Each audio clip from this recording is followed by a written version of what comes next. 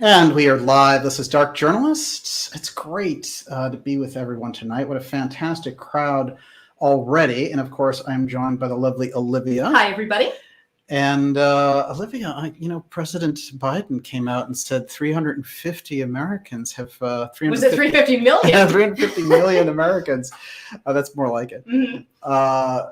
Have received the vaccine. Well, that's interesting because there's only 330 million Americans in America, period. So this is very interesting arithmetic. Maybe some of the underground bases are getting thrown in. Think about it.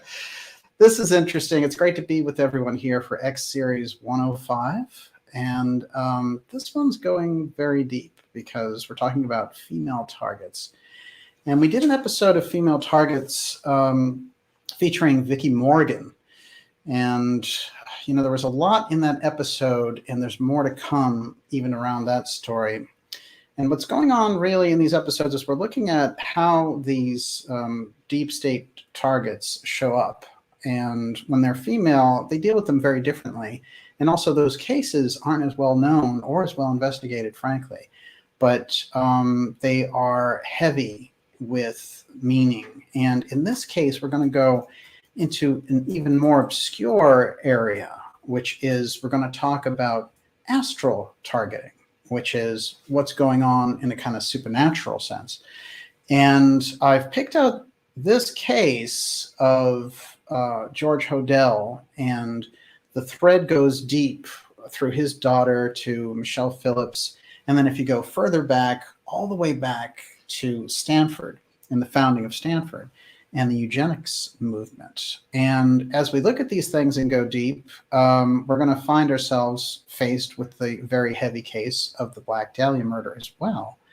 So there's Hollywood here, there's intrigue here, there's deep state here, but in this particular episode, we're going to talk almost about a kind of a supernatural stalking force. And I think it's very important that we look deeply at the people who were in the Cosmos Club episodes, because they reoccur here in a different role. And here they are again, and always coming under this eugenics umbrella. So this is going to get us deep into the female targets too, which is supernatural eugenics. There's a Hollywood story here.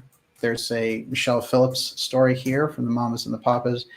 And there's a kind of supernatural force that is trying to involve all these people in its doings. And when we go through it, we find it comes into everything from the movie Lolita and the lead actress, Sue Lyon, who was a good friend of Michelle Phillips, all the way to the pop music industry and beyond. And that's why tonight is going to be so intriguing. And I have to tell you, in researching this, I don't think there's anything that is less explored than the supernatural aspect on this. I think that it's been a big missing puzzle, and I think that some people have done an incredibly able job exposing Hollywood and exposing some of these cases and the deeper links, but they're all kind of hanging out there with their mouths open at the end thinking, what was it all about exactly? And that's where the supernatural piece is going to come in extremely handy for us at this time. And I want to also remind you that in the second half of the broadcast, we're going to be taking your questions, and Miss Olivia will be putting those together for us. And how's the temperature out there? It's already, excellent. Yeah, I already see very a lot of good good questions. I happen to think that, when we get into this area of the early eugenics movement, it's also quite fascinating, because we're looking at, with all of the things we're talking about every day, we see these scientists like the Faucis, et cetera, coming out, and we can see them very much in this mold of the David Starr Jordan and also Louis Turman, who we're going to get into right off the bat.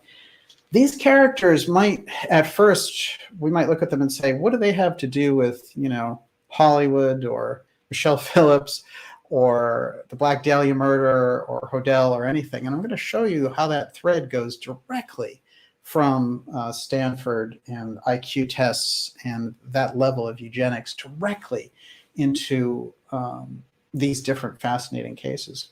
So let's start off actually with Louis Turman, unless you have something there. Okay, good. Now, Louis Turman has shown up in about 5 to 6 different X-series episodes. You're going to see the Varian brothers show up here tonight. Well, it's Turman's son, Frederick, who found Silicon Valley and uses the Varian brothers to do it. The Varian brothers had really developed the very early processes that they use at CERN now for smashing particles, the particle accelerators. And as a matter of fact, they were selling a portable one in 1936 that scientific groups could order. They were also early radar developers, and the Varian, which we did a couple of episodes on, which was a foundational temple by the group in America of the Theosophical Society that split off from the Besant group. And we remember also what's going to come up tonight. There's so many themes from earlier episodes in here tonight. It's fascinating because the Orphic Circle, which was the early 19th century group that used mediumistic trance to channel, and that's where we get the whole Alice in Wonderland, using these teenage girls to channel these messages.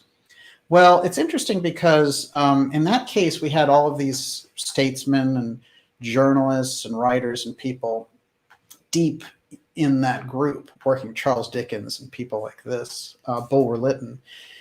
And there was a kind of benevolent thing to it. They were trying to learn about life. They were trying to learn about the processes behind what we see physically. And they were penetrating into a deeper reality.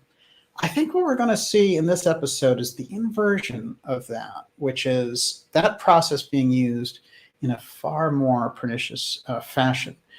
But the Varian brothers are unique in this case, which is they were part of the foundation of Silicon Valley, and it was Turman's son who did it. But Turman himself, being part of something called the Human Betterment Foundation, which was this, let's have better eugenics no matter what and create a better race. And, they were really early with sterilization, for example, things of this nature. And this got really covered over when Hitler, got influenced by these people and really put his plans into action. Right. A lot of people think Hitler came up with this idea. No. Well, if you look at it, in the 20s and the 30s, the Rockefellers were all over this. And we know Planned Parenthood and a number of things of that nature came out of this also. And those were all eugenicists. And there is, these foundations in the UK and in America are still very active, as is in Germany. But we see now, even with the kind of medical tyranny thing that we see going on, this is the aspect. This is what it's graduated into. Let's get a little bit on Turman. Louis Turman was an American psychologist and author. He was noted as a pioneer in educational psychology. He developed the IQ test. And, we use it as such a bedrock now, but what he was trying to do was say, oh, this is good stock. This is stock that isn't so good. These people have a 90 IQ. They're not qualified. We want to breed more of these higher IQ people. So incredibly knowledgeable, but also, sort of playing God in that sense, as we know, as we've seen this before. And he was on the faculty of Stanford University. He's going to become important in this story. But one of the people that he was on the Human Betterment Foundation with also was David Starr Jordan, who showed up in the second episode of the Cosmos Club exposés that we were doing just last month. Now, what's interesting about this is Starr Jordan has all these unusual connections to the work of John Wesley Powell and all of the Grand Canyon strangeness that we alluded to.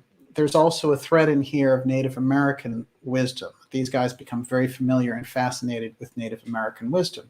And as we go into this story and we start to pursue George Hodel, who is this kind of very powerful villain, we're going to see that he also has a lot of this Native American folklore in his background, and we're going to put things together. But the thing about Jordan that grabbed me, and I wasn't quite sure what to make of it when we did the episode on the Cosmos Club, was I understood his role in the eugenics part, but there was something about his role in covering up the murder of Jane Stanford, who was one of the grand dames of the foundation of Stanford, along with her husband. And for a while, it seemed like an odd thing to be sort of in his past and his background. And I was trying to figure how he was associated with this. But what happened basically is she went to Hawaii and she ended up being poisoned. But then he went personally to Hawaii to oversee the case and to get a medical examiner to work on it to say, no, it wasn't actually poison. It was just that she died of a heart attack. Later, in fact, letters would come out to the effect that Jane Stanford was looking at removing him from Stanford because of his eugenics research. So she was definitely in his way. Whether or not he had anything to do with her murder is an open question. But here we have a very early connection of these eugenicists in a murder case. So the role in apparent cover-up of the murder of Jane Stanford. In 1905, Jordan launched an apparent cover-up of the murder by poisoning of Jane Stanford while vacationing in Oahu. Stanford had suddenly died of strychnine poisoning, according to the local coroner's jury. Jordan then sailed to Hawaii, hired a physician to investigate the case, and declared in 1931 that Jordan had died. So he got into this whole thing saying, no, it was just all natural causes, etc. But that little piece stuck out for me, and when I started to compare notes along the lines of Dr. George Hodel, who we're going to get into in a minute here, and Star Jordan in this weird case, I started to see similarities, and then the eugenics part brought them both together. So we're going to see, as we get into Hodel, we're going to remember Star Jordan and Turman in relation to him because they both show up in his life, interestingly enough. Everyone, you're watching the Dark Journalist series. We are here in X Series 105. This is Female Targets 2, Supernatural Eugenics. And there's a Hollywood story here. There is a really deep astral story here about a group that operates completely in astral form. And we're also talking about very deep elements on the secret society side and right and left-hand mystery schools. But on top of it, you've got all these deep state operations, and we'll find out that this Hodel character I keep referring to is, in fact, very deeply involved with the deep state, and he will find himself in roles in the UN in China and all these other things, while also being accused in the high-level cases like the Black Dahlia case or in the incest trial of his own daughter. So very serious indeed. In fact, as we'll learn, his son, Steve Hodel, who became an LAPD detective, decided to look into all these allegations and came away more convinced than anyone that his dad was, in fact, involved in those crimes. So we're going to go deep into this. This episode is actually a two-parter because there's so many different threads and levels, and we're going to get as much into it tonight as we can. And then again, on the second half of the program, I'll get into your questions. I want to remind you to go to the Dark Journalist website at darkjournalist.com. Sign up for our free newsletter there. That keeps us in touch. We recently ran a 3-part series with former Assistant HUD Secretary Catherine Austin Fitz, a favorite here and just a close ally of the show for years. The work that she's doing now is more phenomenal and needed than ever. But those episodes are there, and they're not run on YouTube. We did a 17-minute kind of mega clip of all those episodes for YouTube, but there's a real hammer of censorship coming down after Fitz, and she's just kind of showing up, and they're so if you want those episodes, make sure you're in that newsletter, and of course the episodes are free and available to the public. But yeah, Fitz, huh? Amazing. This is her time. It is indeed, unfortunately. Well, her message is resonating stronger than ever. I think that's why they're trying to slow her down. We also will have some incredible events and things coming up for you, along with some great episodes of the X series and just phenomenal interviews coming up. for August, so make sure you're on the newsletter. Okay, before we go any further, the Human Betterment Foundation. This is something that we need to become familiar with. It was mentioned again in the second episode of the Cosmos Club X-Series episodes. And just a quick overview, the more I look into this foundation, the stronger it seems their involvement. And we're going to find more, and we're going to reveal more from this investigation. The Human Betterment Foundation was an American eugenics organization established in Pasadena. Note Pasadena. It's going to be crucial to this entire episode. In 1928, by E.S. Gosney and Rufus von Kleinschmidt, with the aim to foster and aid constructive and educational forces for the protection and betterment of the human family in body, in mind, character, and citizenship. Well, it sounds pretty noble there. It's interesting how you get to concentration camps from that. It's primarily served to compile and distribute information about compulsory sterilization legislation in the United States. In fact, there were thousands of sterilizations based on the recommendations of the foundation. The initial board of trustees were Gosney, Harvey Robinson, a LA banker, George Dock, a Pasadena physician, David Starr Jordan, chancellor of Stanford University. Yeah, after Jane Stanford died under interesting circumstances, and he tried to cover it up. Charles Goethe, Sacramento philanthropist. Justin Miller, dean of the College of Law, and so on. But Louis Turman is the one I wanted to get to, a Stanford psychologist best known for creating the Stanford Binet test of IQ. Again, when we are looking at these characters, Turman is going to be very crucial. And they also, all of their archives, everything that they developed over the decades that they were operational, are all at Caltech in Pasadena in the Special Collections Department. Now we know Caltech, we should keep in mind early NASA, let's put it that way. Then we should say JPL, because the Jet Propulsion Laboratory. But who else does that lead us to? Jack Parsons, also very occult, also very involved in this kind of strange nexus between science and the occult, and especially on the dark occult side in the case of Parsons. But I would say this, that I think we're seeing an overlap here in Caltech, and when we get some of the clues about those who are associated with Caltech, we'll start to understand why the secret space program and these aspects became so bizarre, and how the aerospace aspect of the deep state became the dominant feature that it is now, with Lockheed Martin and other military contractors running so much of the things that we see now. So this is crucial for us to keep in mind, just as the background. Caltech, Pasadena, these are the kind of the pieces, the breadcrumbs that are coming together. You might remember that David Starr Jordan, I showed the Astral Cat, if you remember, but he was involved in something called the Astral Camera Club. Okay, this is 1895, very, very early on, and sort of an offshoot of these kind of theosophical ideas. But the idea was that a group there at Stanford could concentrate in this Astral Camera Club on an image and produce it on the actual film just by projecting it without the camera being much involved. So, in fact, that's the picture of the Astral Kitty there. And the pictures are remarkable, and they worked so well that what happened was it had to be dismissed as a hoax later, because they wanted to keep on doing this research, but the public got very freaked out. And there was, there were all these different questions about it. And then the university moved in and said, it's starting to look like it's, not reputable. And so you're going to have to call it a hoax, which they did.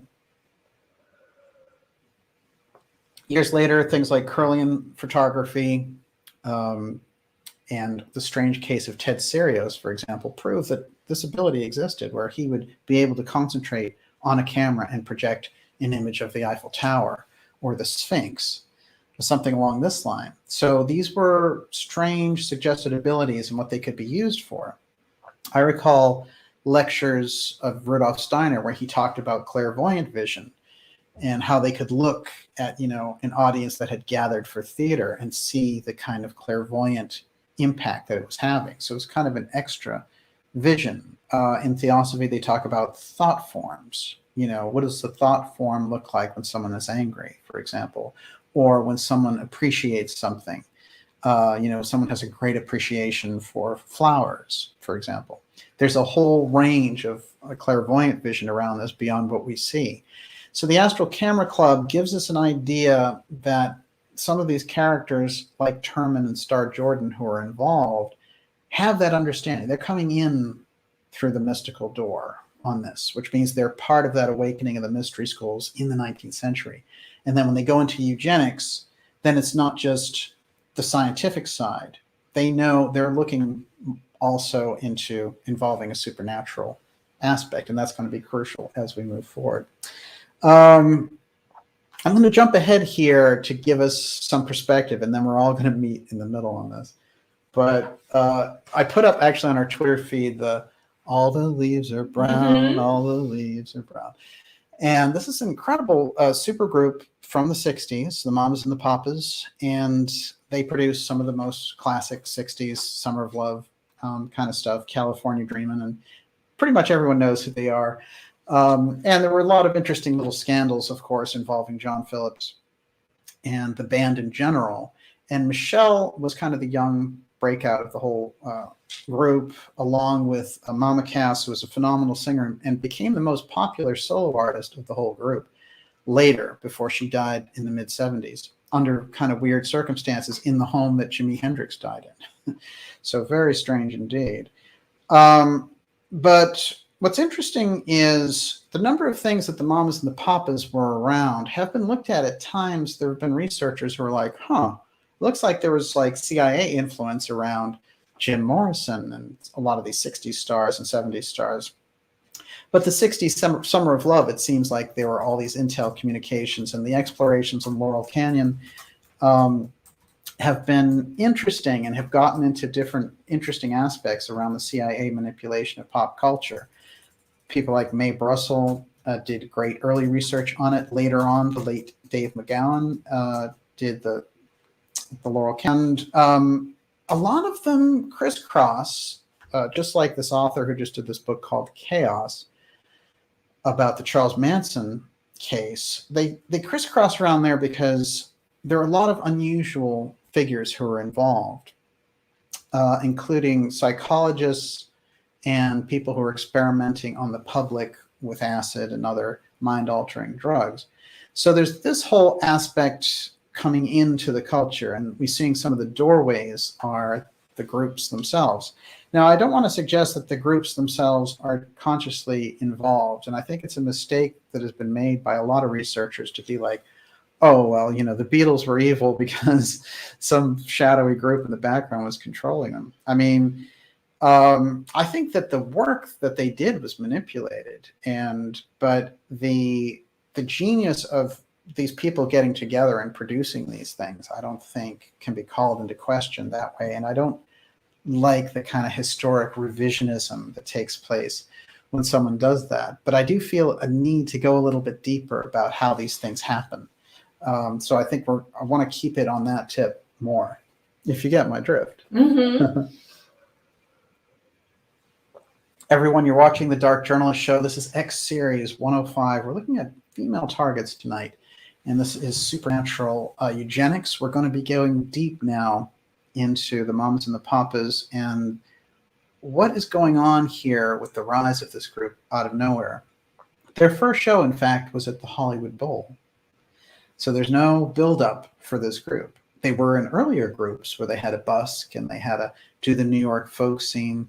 And a study of them individually and the bios and the things that they have available on them are very interesting. And they're an incredible, it's an incredible biography of these people putting these talents together. But I think in the case of John Phillips and Michelle Phillips, and then later, of course, Mackenzie Phillips, there's something else operational that's going on in terms of how they're being put into position, probably being put into position to be used large scale to influence the culture. And I would say largely, probably close to 100% without their knowledge, as is the case with many of them. And one of the things that I liked about Mae Brussels' work in the 70s and 80s, looking at the deaths of rock stars and things like that, is she wasn't about villainizing the rock stars or villainizing the pop stars or villainizing the celebrities. What she was trying to do was figure out who was, kind of the marionette in the background, and then who would get rid of them when they got to a point where they were too independent. I think this story about Britney Spears and the conservatorship and the she has to wear a chastity belt and can't have a child. I mean, these are bizarre things, and it gives us a glimpse of that world of control and its endless revenues and endless control. And the CIA is deeply involved in that, and they do participate in assassination of pop figures, and they have all the way since the 1950s. So there's a huge piece there, all the way back to John Belushi, John Lennon, all of these different figures in entertainment. There's always Sam Phillips is another one.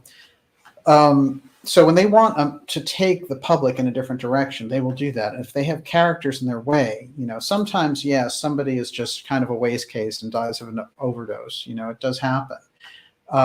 There's no question about that. But then in other cases, it seems very unusual, and it seems very consciously done.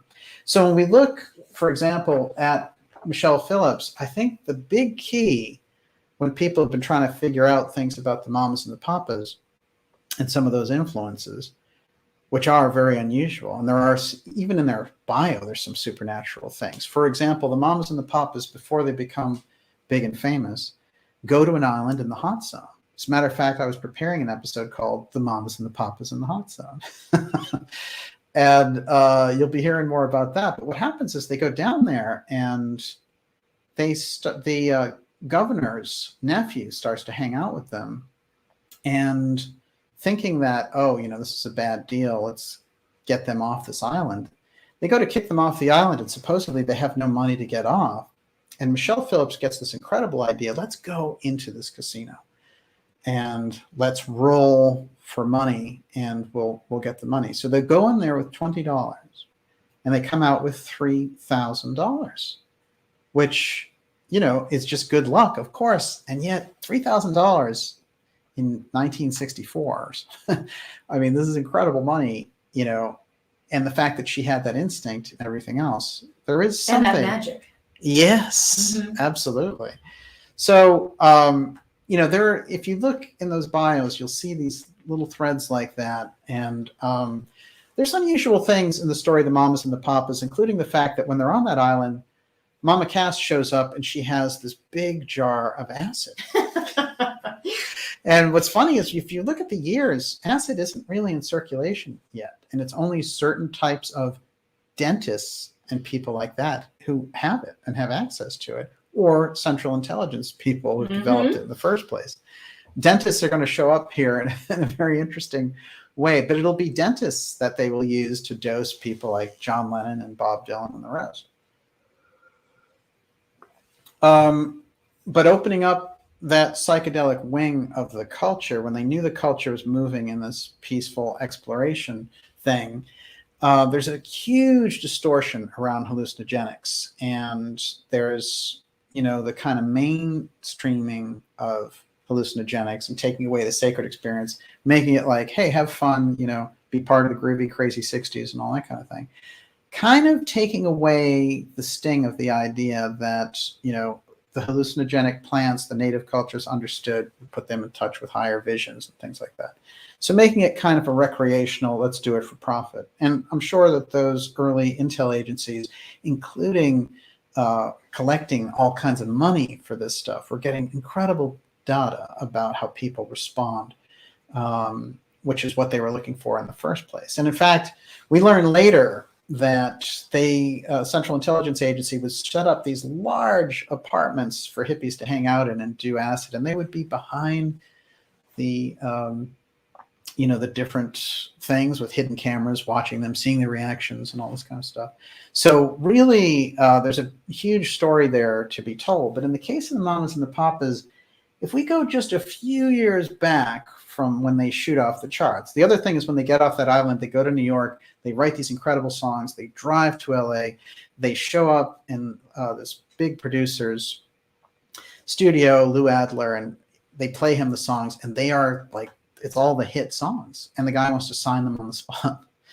And that's what happens. So as soon as all that stuff happens with the, when they're in the casino and when they jet out of there, boom, it's easy street from then on out. So I found that just to be an interesting kind of pop music story. But when you go a little bit deeper and back into Michelle Phillips' career, you will see that she has an unusual childhood. In fact, she is with her sister and her mom living in California, and her mom dies in front of her of a cerebral hemorrhage. And this is a very arresting experience that she has when she's about 9. And what happens is the father takes the family very obscurely to Buffalo. And so there's Michelle Phillips, her sister, and her dad in Buffalo.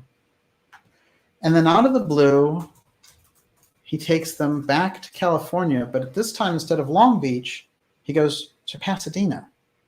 And there he is in Pasadena.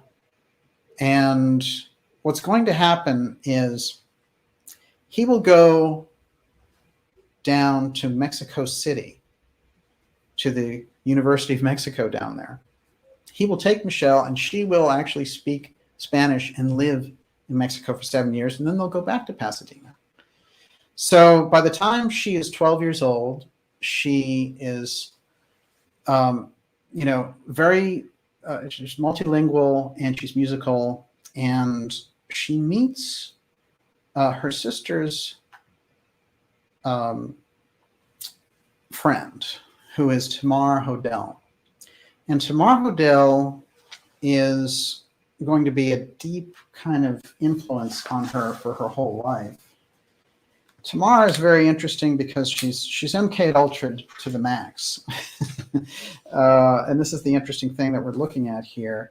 So Tamar will, this is her later in life, but when she's youthful, she goes through a series of unusual experiences because her father is Dr. George Hodel, and he is starting to become someone in society there in LA.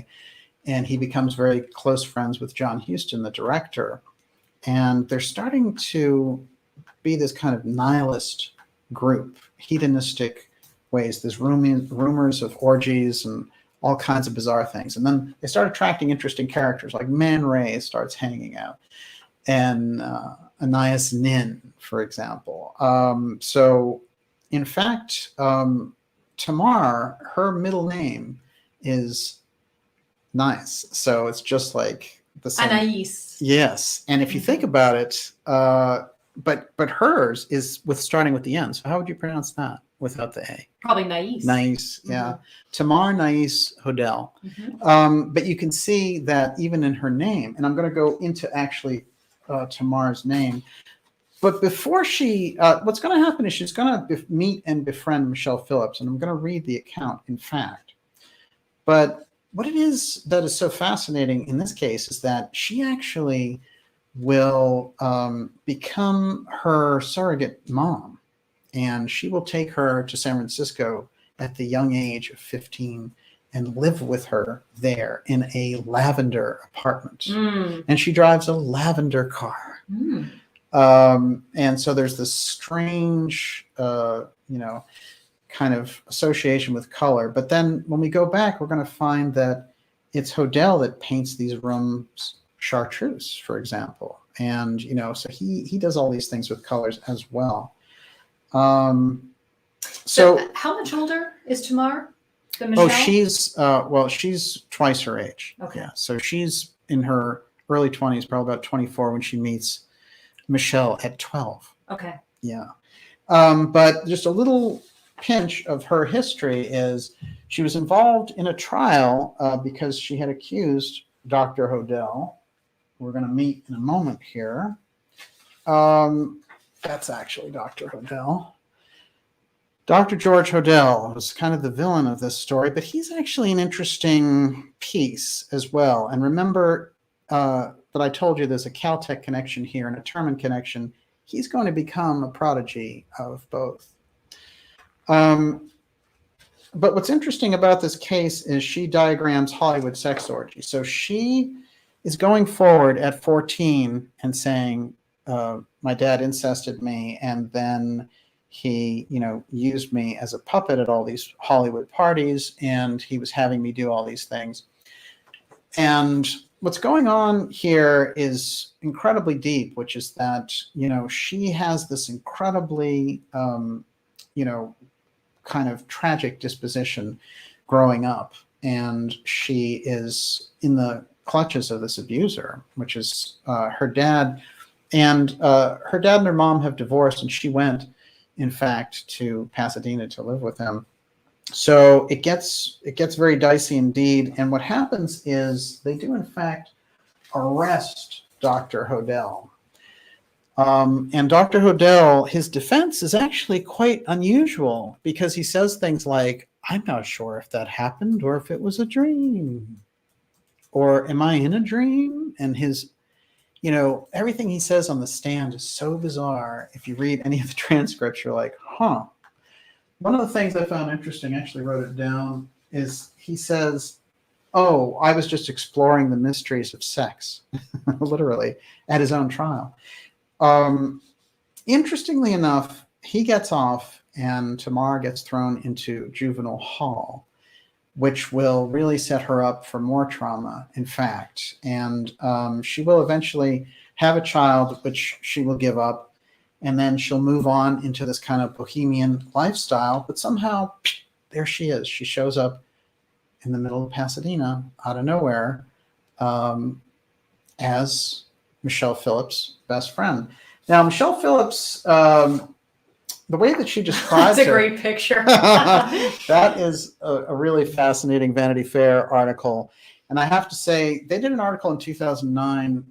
It's too bad they can't do articles this well anymore, because some of their earlier articles, like they did in the 1980s and 90s, and this one from 2009 were quite remarkable. Much more edgy. They would actually take the time to research things. Now everything is just, woke suggestions. Let's go after the governor of Florida, right? Because he cares about freedom. But there's a lot in there about the band and everything else, but there was only one section of that interview really got my attention. And I think it's a big kind of key to what's going on here with how Michelle was supposed to be set up and what they were supposed to do with her, which I don't think they were able to do. And I think that she escaped part of the programming, which we're going to get into. Now, I want to talk a little bit about her dad here for a moment, because there's a strange piece here. Because, in fact, Tamar will end up dating her father, being something like 30 years his junior. So what Michelle says about her dad is, my father was 6'3", dashingly handsome, and so unflappable, nothing could rattle him. Michelle is saying, sitting in her picture window of the living room in LA's leafy off-the-status track Cheviot Hills. In pride of place on the coffee table is a photo album of her 3 grandchildren, daughter China, and actor Billy Baldwin. And we also know that her stepdaughter is Mackenzie Phillips. So Gil Gilliam, her dad, a movie production assistant and self-taught intellectual, was all Michelle and her older sister, known as Rusty, had after their mother Joyce, a Baptist minister's daughter turned bohemian bookkeeper, dropped dead of a brain aneurysm. Gil took the girls to Mexico for several years and then back to LA, there as a county probation officer who smoked pot and never made a secret of his love affairs. He would eventually marry 5 times. He seemed to model the axiom, hedonism requires discipline. My father had very few rules, but with those he was steadfast. Clean up your messes, be a good citizen. The code stuck. I've never been late for a day of work in my life. I refuse to ask John Phillips, her former husband, for alimony. I've never been in rehab. It's quite extraordinary considering all the drugs she was around in the 60s. But the young Michelle needed more than a male guide. In retrospect, she says, I see that I was looking for a girlfriend mother figure.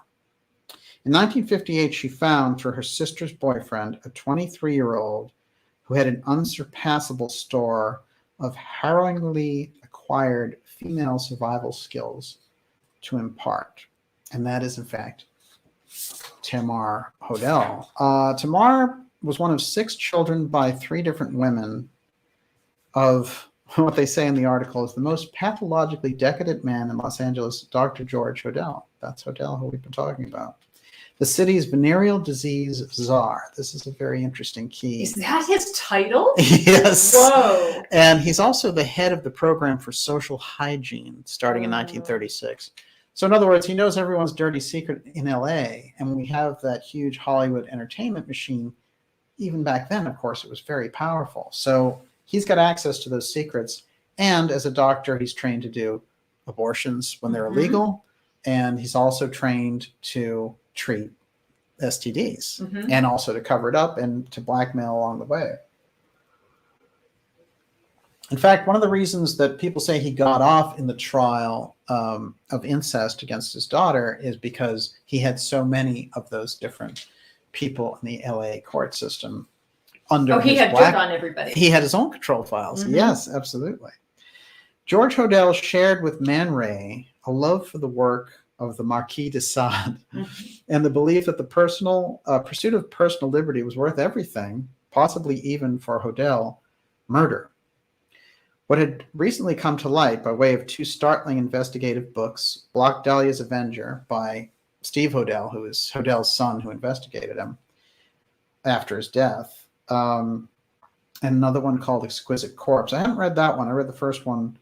Is that George Hodel was a prime suspect in the notorious Black Dahlia murder. In fact, and this is a classic case of Elizabeth Short, and she was from Medford, Mass., and she, in the 1940s, went to seek the footlights of Hollywood, and she became a classic murder mystery because she was killed and disfigured in this strange position. And it became like a whole wave in Hollywood. But what's fascinating to me about that whole story is that, it's not explained very well, and how the case was just dropped.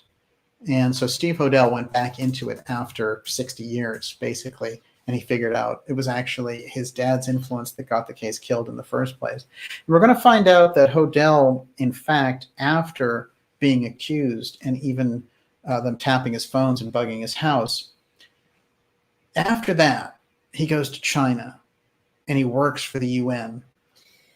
And he just becomes a non-person and he gets himself out of it. And he has help at a very high level. How do you get somebody over to China and under the umbrella of the UN?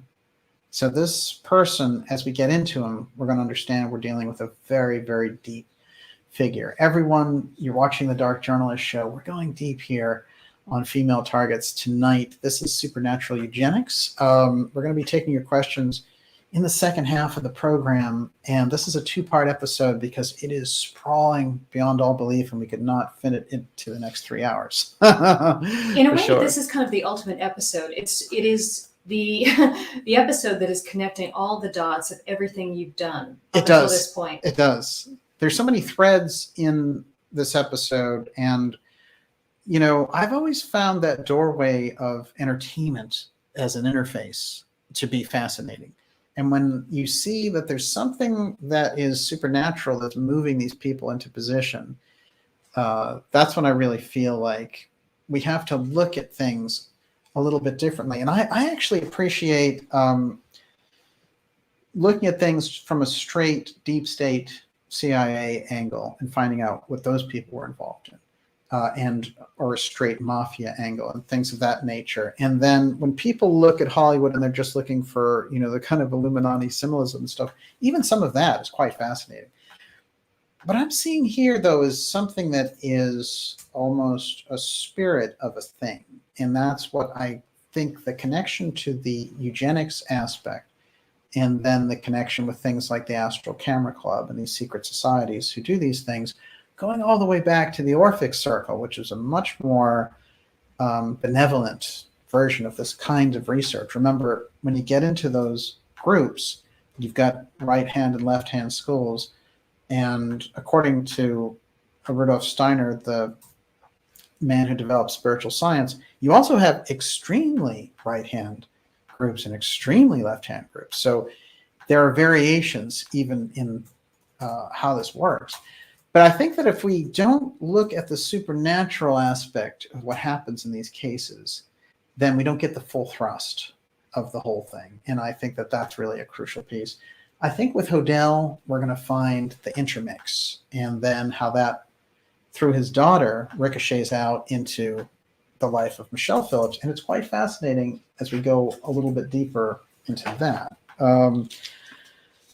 So let's just catch up to their first meeting. Without knowing any of this, that is Michelle Phillips and Tamar Hodel, without knowing any of this, the 13-year-old Michelle Gilliam, which is what she was then, walked through Tamar Hodel's porch into a room decorated all in lavender and beheld a sultry Kim Novak lookalike. I have some pictures, actually, that I will pull out for you on her, but it is quite fascinating because she looks like someone, even from an early age, who was programmed out, and by the end of her life, she looks like somebody who has, really been hypnotized so deeply that she's trying to recapture the memory. She's trying to recapture who she is, but it's almost like a DID type situation. That is Tamar there as a young girl above. Do you have one of that one? Thank you. Gracias. This is her over here, and I think we get that impression of around the time that she met Michelle, would be around here. Here she is much younger, of course, and there she is a little bit older, and then at the very end of her life here. But we're going to have a lot more to say about Tamar. Let's look at this. So Michelle recalls this first meeting, quote, this is Michelle talking about her. She was someone who never got out of bed until 2 p.m. And she looked it. It was late afternoon, and she was dressed in a beautiful lavender suit and her hair in a beehive. I took one look and said, new best friend. With Tamar and her cocoa-skinned daughter, Debbie, 5, folk singer Stan Wilson, an African-American, was Tamar's current husband. Tamar was so exotic. She was instantly my idol. It's like they had almost created Tamar for Michelle to follow and to emulate her influences and all the rest. Tamar's sophistication had a grotesque basis. In her father's home, where she had been uncomfortably posed nude, she recalls, for, quote, dirty old man Man Ray. Man Ray is a surrealist, and he does these photographs. He did something very interesting that no one else had done, which is he took the film and he put things on it like safety pins or objects, and they would develop with the film. So he developed kind of his own artwork, and he's worthy of his own investigation. But he shows up in these stories in a very perverse fashion, shall we say. So what happens is she also talks about John Huston, the director, being a predator. Now, this is interesting. There's a lot of things about John Huston. Of course, people will know his films for years, The Maltese Falcon, and things, just real classics through the Hollywood era. Later on, he would do starring roles in things like Roman Polanski's Chinatown. So he has just this incredible career and background, but this incredibly seedy association with his best friend, Hodel. And there he is in this strange mansion, which we're going to get into in a moment, which has a Mayan design, doing all these kind of unusual things with this group. So she called Huston predatory and said that Hodel had committed incest with her. When I was 11, she had all these sexual encounters with her dad when she was 11. And it gets very graphic in here. What I'm going to do is I'm going to skip to how the trial came about, where she accused him of incest, and it became quite a Hollywood scandal, to the point where between that and then the cops knowing that he was the Black Dahlia killer, him going to China and just getting out of there, and them appointing him to the UN. But the agency that was keeping him in place there, and the things that he was doing. And also, this is a person who has an IQ level of Einstein. For him to be so easy to catch in the case of the Black Dahlia killing, to leave such obvious clues, shows that something other is going on here. It's beyond all recognition, but he must have lived with the kind of danger that he wanted them to know who he was. And I'm going to show you some of the things he left as clues, and it's just absolutely baffling. Now, when Michelle appeared on Tamar's porch, Tamar saw in her a gorgeous little Bridget Bardot, and sensed that she could rewrite her own hideous youth by guiding a protege through a better one. Meeting Michelle felt destined, as if we'd known each other in another life, says Tamar. I wanted to champion her because no one had championed me, Michelle says. I moved in with Tamar. She adopted me right away. Then everything started. Tamar took the lower middle class bohemian's daughter and polished her. She bought her the clothes that Gil couldn't afford, enrolled her in modeling school, taught her how to drive her lavender Nash Rambler. Here we go with lavender again, and provided her with a fake ID and amphetamines. She's 13 years old. Amphetamines? Yeah. Okay. So she's giving her the drug of choice. Wow. Michelle says... Would you call her a handler? What would you call her? She's definitely a handler. She's a controller. She's grooming her for some purpose. I think she's a piece. What I'm getting at here is that... A procure? Is she, I mean... No, she's kind of she's a vessel. She's kind of a dummy. In a sense, she's been kind of wiped out by trauma, and so she's being used. I would say that she is a piece of this supernatural agency that's moving these people on the board.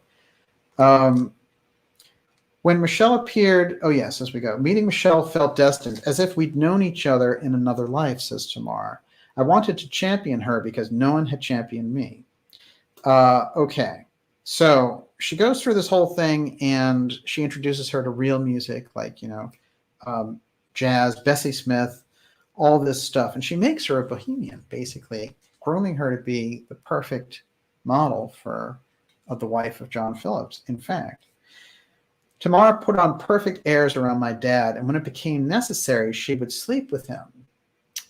Now, this is also interesting because here he has his kind of daughter's new friend, who is older. Granted, she's 23, 24, but this guy is, 50. So it's still weird, and you're like sleeping with your 13-year-old daughter's friend. There's something just fundamentally kind of twisted about all that.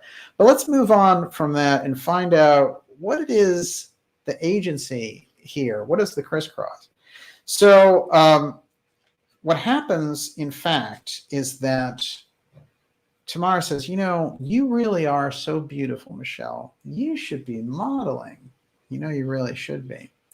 And when Michelle goes to do these modeling jobs, there's another girl who is doing modeling jobs, and they become best friends. And that girl is named Sue Lyon. Sue Lyon will famously play the role of Lolita. Now, there's an interesting crisscross here with Sue Lyon, Tamar Hodel, and Michelle Phillips, which is that when, in fact, Sue Lyon gets the job, in a later interview in 2014, going through this stuff, Tamar says, they weren't supposed to give that to Sue Lyon. They were supposed to give it to Michelle. They were both up for it. It was neck and neck. She was selected for it. And then Stanley Kubrick, who directed it, and we all know about Stanley and his deep, unusual, strange connections to everything from the moon landing to Eyes Wide Shut, he selects Sue Lyon, sinking Michelle as Lolita. But whatever was going on, it seems like Tamar was coaching her, doing all these things, and then putting her up to be Lolita. This was the whole thing. And Lolita is very much like, it could almost be a life story of Tamar, in fact. Now we know it's from the book from Nabokov, and it becomes this huge movie, and it's very racy at the time. I want to spend a little bit of time. It's still racy by today's standards. Thank you. Well, I just mean it's so culture bending at the time. We've seen a lot. At the time, it's shocking. Yeah. I mean, the movie itself comes out in 1962, but they shoot it in 1960 when she's 13.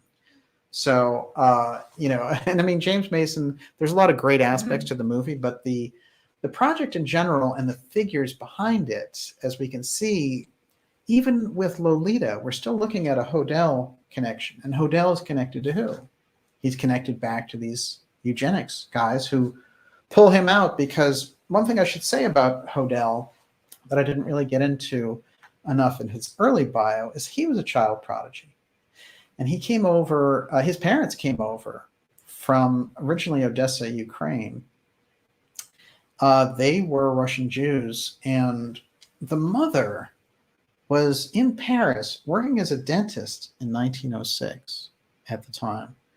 There were no female dentists in Paris in 1906. This is an incredibly rare position that she held. Turns out that Hodel's mother, was a member of French aristocracy that had fled France at one point and ended up in the Ukraine. So a lot of the money and influence that they have when they come here, and where do they go? Pasadena. I mean, it's an interesting choice. Paris to Pasadena. But that is where Hodel is born.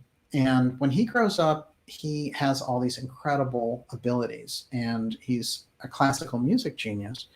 And they have Rachmaninoff shows up to watch him play at 7 years old. And he writes his own concertos and things like that. It's just off the charts.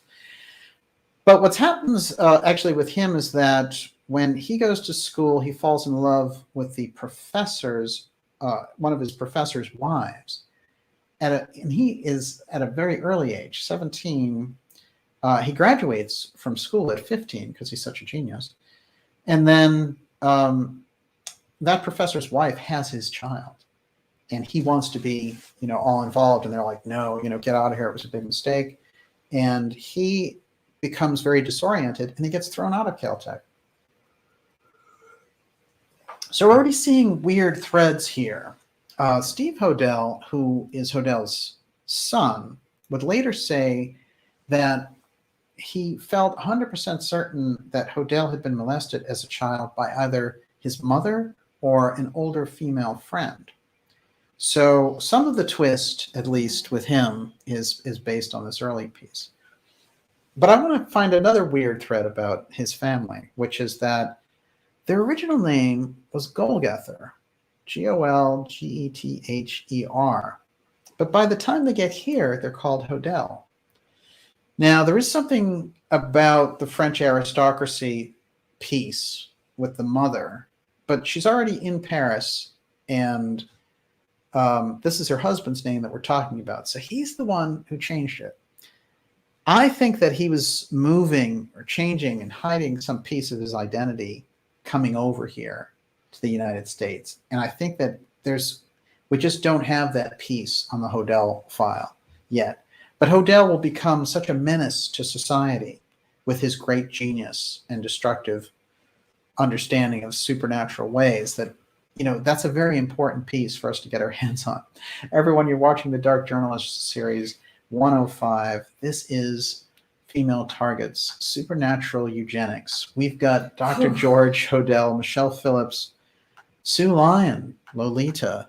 This is a sprawling story, and which is why we're going to take 2 episodes with it. We are going to be taking your questions in the second half of the program, in about a half hour here. And it's great just to be with everyone here. It seems like it's been a while, but we've been putting out some incredible episodes for you of interviews. And the latest ones have really focused on Catherine Austin Fitts. We've done with Joseph Farrell, of course. But we have some exciting ones coming up for you. Gigi Young is going to be on the show.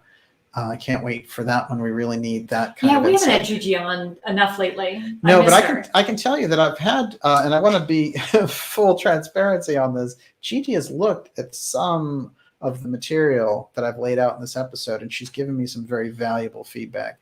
So I really appreciate that. But having that true mystical eye on the situation and going into it, there's a lot of very interesting keys when we look at this from a kind of metaphysical perspective. And I think that goes with anything that we're looking at right now. Also in society, with the incredible push of the censorship, the incredible push of the medical tyranny, these things, there's a deeper metaphysical aspect that doesn't lend itself to just looking at it as what's the communist revolution of 1917. There's something deeper operational here, and I think that's where Steiner's work on Ahriman and the things that we've tried to bring forward about the Eighth Sphere really make a difference. In the episodes that we've done on the Eighth Sphere, tying it into current events, we've done most of those episodes with Gigi. I highly recommend them, and her own work on Rudolf Steiner's incredible legacy. So we're going deep here tonight, and we're going to be kind of taking a dive now further into Michelle Phillips' Sue Lyon connection and how that holds up. This is the imagery, and I also find this imagery advanced for 1962. I think it's the kind of stuff that was adopted really in the 80s and 90s, but when you look at that poster, wouldn't you say it almost looks like an 80s poster? It seems very modern. Yeah. It does. That's the Lolita poster that came out at the time. And I was looking through the movie and the advertising and everything for some steganography to tie it in. And I started to realize, the heart-shaped glasses. There's something about the heart-shaped glasses there. Yes, we can be talking strictly a fashion standpoint, but considering the level that we're speaking on, let's pursue this just as an aside for a moment. We think about the poster of that movie and how kind of advanced and off the charts it was at the time. If we go into that, what do you got? I can just see what's coming. When we go into that and we're looking, for example, at the pop music scene now, what's going on? This motif of the heart-shaped glasses exists and steadies on and is the kind of steganography of this supernatural eugenics piece, I believe, that somehow operates in this same field as kind of the Orphic Circle idea of these younger teenage girls. The Lolita glasses, again, from the movie, mirrored in things like Britney Spears when she came out. There are so many countless examples, but I started to think when I was looking at it, here was the piece that was sort of a footprint from, a holdover, that connecting link. And somehow over and over again, it was popping up. It was these glasses, in fact. So we're going to open that up and examine it further as we go down the line on this. But I do feel that the glasses themselves are a piece of that motif. It is like a missing piece of the jigsaw puzzle. And then I started to notice, looking at so many of the pop things that they push on the younger teen crowd now, that there's this whole thing about plastic hearts. So let's look for this plastic heart piece as we go along. And of course, they're not beyond a little bit of steganography when it comes to Lolita. There it is. But the film itself is quite remarkable because supposedly they had tried out 750 girls. And out of the 750, they only had a couple of options. And one of the options was Sue Lyon or Michelle Phillips. So we can only imagine how that movie would have went with Michelle Phillips. But still, here's Tamar Hodel grooming Michelle Phillips, creating her for this role of Lolita. And it gets moved over to Sue Lyon. And then we have Michelle kind of hanging out there. And then I described the unusual things that happened where through her association with Tamar Hodel, who was hanging out in all these beatnik clubs and takes her at the tender age of 15 to come live with her in San Francisco. And what does she do? She takes her to a club to see John Phillips, who's playing with his band there. And they meet. And in fact, that's, John Phillips already has a wife and children and things like that. But it's, love at first sight. And, in fact, Michelle Phillips goes to the wife and says, I'm going to be with him. It's destined and all this stuff. So it seems like it's all being magically kind of put into position. Now, we're speaking about somebody's bio there. So these things happen in life. But it feels, when we look at the influence of Hodel, knowing the kind of supernatural things that Hodel himself was dealing with and coming out of this kind of eugenics melting pot.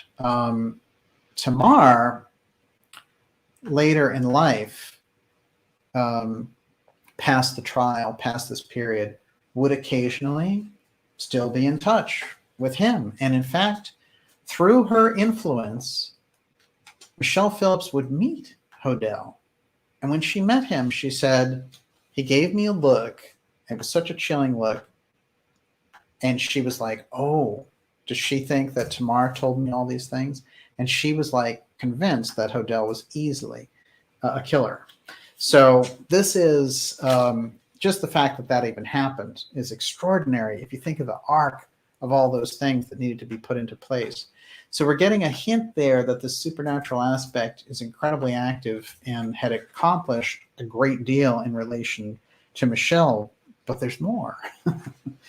I wanted to get, let's see here. If you have something, Miss Olivia, I'll go for it. Twilight Miss said, dark hearts over the eyes, a dark or tainted innocent love symbology. Bobby RJJPD says, symbolizes that they have been indoctrinated and those in the know. Ah, yes. I like that a lot, actually. Well, the plastic is interesting, right? Plastic is always meant to be artificial. And so plastic heart, it's not real, right? It's not real love. It's this very superficial kind of thing.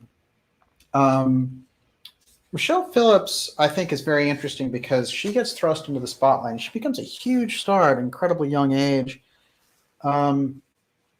She's a convincing singer, but frankly, in the band with Mama Cass, like in terms of singers, like she's not really the most powerful singer in that lineup. So what happens is she becomes she gets these acting roles, which are off the charts, and she ends up dating a series of people, really high level, Warren Beatty and Jack Nicholson and people of this ilk, after she divorces John Phillips. And it's very interesting to me because in the case of Jack Nicholson, she is dating him while he's working on the movie Chinatown. And, in Chinatown, there's a whole incest story about the character that John Huston is playing. Director John Huston plays this character in that movie, and Faye Dunaway's character is his daughter, who he slept with, and they've had a child, and Faye Dunaway's trying to hide the identity of the child, and Jack Nicholson is the investigator caught up in the whole thing. And then, of course, you have Polanski directing it, and we know what happened to him shortly after that. So we've got a whole strange motif moving into place here, and we're starting to find out that the suggestion is out there. It's like you can start to feel that they're getting at something. They're like creating a mythology in the middle of all this.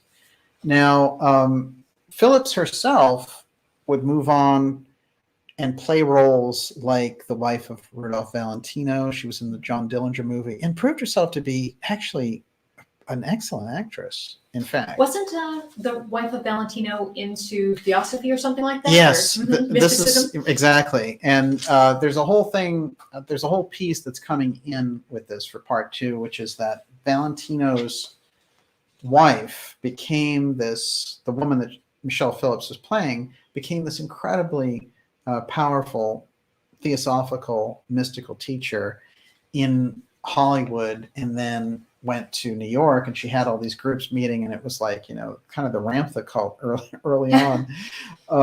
But she is very interesting herself. The fact that they have Michelle Phillips playing her is also just uncanny in a sense. So I think that she proved herself as an individual talent, and she kind of kept it together. What I do feel happens to her, and where she gets some bad publicity, is in the case of Mackenzie Phillips and her revelations about John Phillips. Yes, what do you got? Thomas Tyson said Jack Nicholson's house is where Polanski raped that 13-year-old. Oh, that is Nicholson's house. Wow. There's definitely some pattern there, and it's not very obvious. But again, let's think about the Lolita thing. Let's go to the movie for a second. We've got Stanley Kubrick, who is developing the movie. And they apparently try out something like 700 girls for the role. You might remember this in relation to The Exorcist. They did this, and they were like, we went through 600 girls until we got to Linda Blair. Well, in the case of Lolita, that huge kind of, casting call, and they're working with this incredible casting agent, and then Stanley Kubrick overrules them all. Even the author Nabokov is like, he didn't think Sue Lyon was right for it at all. She's the one who gets chosen. And if we kind of take that piece down, we can see over and over again, this motif is coming up about these underage girls in relation to some kind of mystical, supernatural piece that is putting these things into place. And there seems to be some fascination about it. In fact, the name Tamar becomes very interesting because it comes out of a poem, and I'm going to get to the poem because it's in this progression here. But the poem itself is quite fascinating because the poem is about incest, and it is Hodel's favorite poem and favorite poet who writes about these things. And he actually is a very established poet, and we can see, again, just like in the Orphic Circle, we have these literary characters who are involved. And like I said, in the case of the Orphic Circle, there's a more benign, benevolent piece to that. It's not, they're not looking to, have a black rite and, do a black mass. They are trying to discover the secrets of the universe, kind of thing. And their methods can still be questionable, but their object, I think, is a lot different. But these people are different. This is Hodel's house, in fact. It was created by Lloyd Wright, who is the son of Frank Lloyd Wright, student of G.I. Gurdjieff. This is a Mayan temple layout. And this is where many of the strange stories about Hodel come from, because he has all these secret chambers inside this very unusual house that he has. The mysteries around Hodel and the things that were taking place are well documented in Steve Hodel's work. And the Black Dahlia Avenger is the name of the series that he put out. And being, an LAPD detective, he can really get into the nooks and crannies. He does a phenomenal job. But on our part, what we need to do when we're looking at it is we need to kind of feel through the supernatural piece, because here in the Ideas Room, here on this show, our minds are open enough that we can comprehend this. And it's crucial, because when people look at it and they don't quite understand it, and they see, the drug influence, they see the CIA influence, they see, in the case of Hodel, they see the murder trail, they see the cases, they're looking at it from these different angles. But the supernatural piece is not how it operates and how it plays into all this, and how almost the people involved, from Kubrick to Tamar to Phillips, all seem to be kind of puppets for whatever this thing is that is trying to move these concepts and mythologies into the culture, it is kind of like a massive rite in a sense. So if we can get our hands on that, I think it applies in a variety of political situations. I remember I did a series of episodes with Dr. Joseph Farrell on 9/11 as a supernatural mystical rite that somebody was enacting there. And we saw, there's a lot of information that can be cited on that. But I think what we're looking at here and what we're getting to is that it's almost like a supernatural stalker. I think it's almost what I called the episode. But there were so many choices. Everyone, you're watching the Dark Journalist Show. This is episode 105, and it is Female Targets 2. After Vicki Morgan. Vicki Morgan, we did a lot in that episode, but there's an interesting crisscross here, which is the billionaire mutual fund person, Koenig, who was kind of using Morgan, like Bloomingdale was, as sort of bait to get blackmail and information and intel on foreign countries. He will come to Hollywood, and he will become, a big, major character in Hollywood. And he is going to be best friends with two people, Warren Beatty and Michelle Phillips. So again, even the Vicki Morgan story has that overlap with this. And I do recommend that Female Targets Part 1 episode, which had a very unusual and disturbing piece about Alfred Bloomingdale, his wife Betsy, and their close relationship with President Reagan and Nancy Reagan, called The First Friends, and also Bloomingdale's deep state ties with the CIA. And that's really the reason that, of course, Vicki was eliminated. So that having that piece hang over of Michelle Phillips being so close. And I mean, this guy cultivated those types of relationship, this billionaire who came in here from the Netherlands. But, and we did spotlight him in that episode as well, but it just, more and more, these things are kind of, they feel like they're all in the same place, right? Exactly. And on that note, David Tormina says, DJ, didn't Vicki Morgan describe Arthur Bloomingdale as having a Marquis de Sade complex? Yes, excellent point. So we've got a double kind of pattern there. We can lock it in that this is suggested a few times. So it's a great catch in that sense. Also, there's going to be a doubling of names, and I'm not going to go too deep into that one today, but for example, Hodel's wives, Dorothy and Dorothy. One of those Dorothys is Dorothy Houston, who, by the way, is the former wife of John Huston. And she definitely has a kind of a mystical piece all to herself. But she is, in fact, the one who realizes during all the things that are going on with Tamar that that Tamar has to get out, that she has to run away because things are going to go very badly if she doesn't. And she assists her running away, and she will, in fact, divorce Dr. Hodel. So she's seen the handwriting on the wall. At a certain point in that sprawling Mayan mansion, he's got his first wife, his second wife, his common law wife. I mean, it's like everybody is there along with his whole family. So it's like a strange bigamy palace of some sort. And then at night, he has all these orgies, but he also has these weird medical rooms and things in this place. And some of the things I'm going to read from his son, Hodel, are going to give us that clue, because he grew up in the house, which I feel bad for him in that sense when he describes it. And you can tell when he's talking about it, he's still torn, because he still loves his father, Dr. Hodel, even though he knows and has determined that he's this monster. So there's a very interesting thing playing out in his work.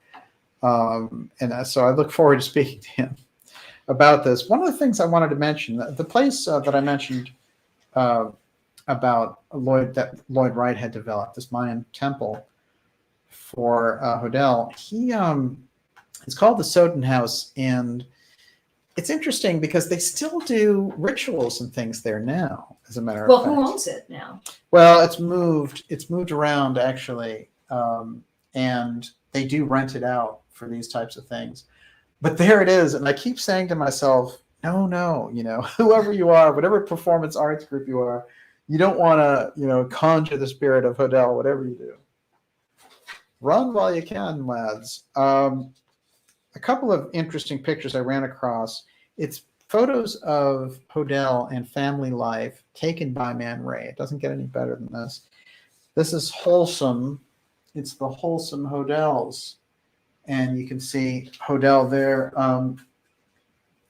This over here, let's see. Yeah, that is, there it is.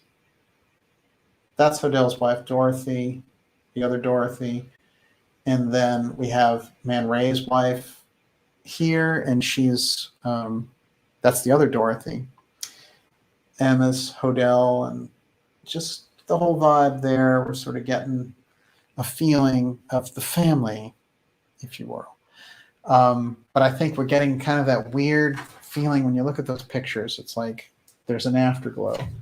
TJ, Kat Goida wants to know, was Jack Parsons in that mix too? Where does he show up with, like, when did he pass? Jack Parsons? Yeah, was he part of the orgies and all of that? There's no question. And the Caltech piece, there's different sides because he's working more on the OTO, the very obvious Crowleyan side of things. And he does die in a very strange explosion in the early 50s. And it's very likely that he was killed. And they also thought that he was spying for Israel.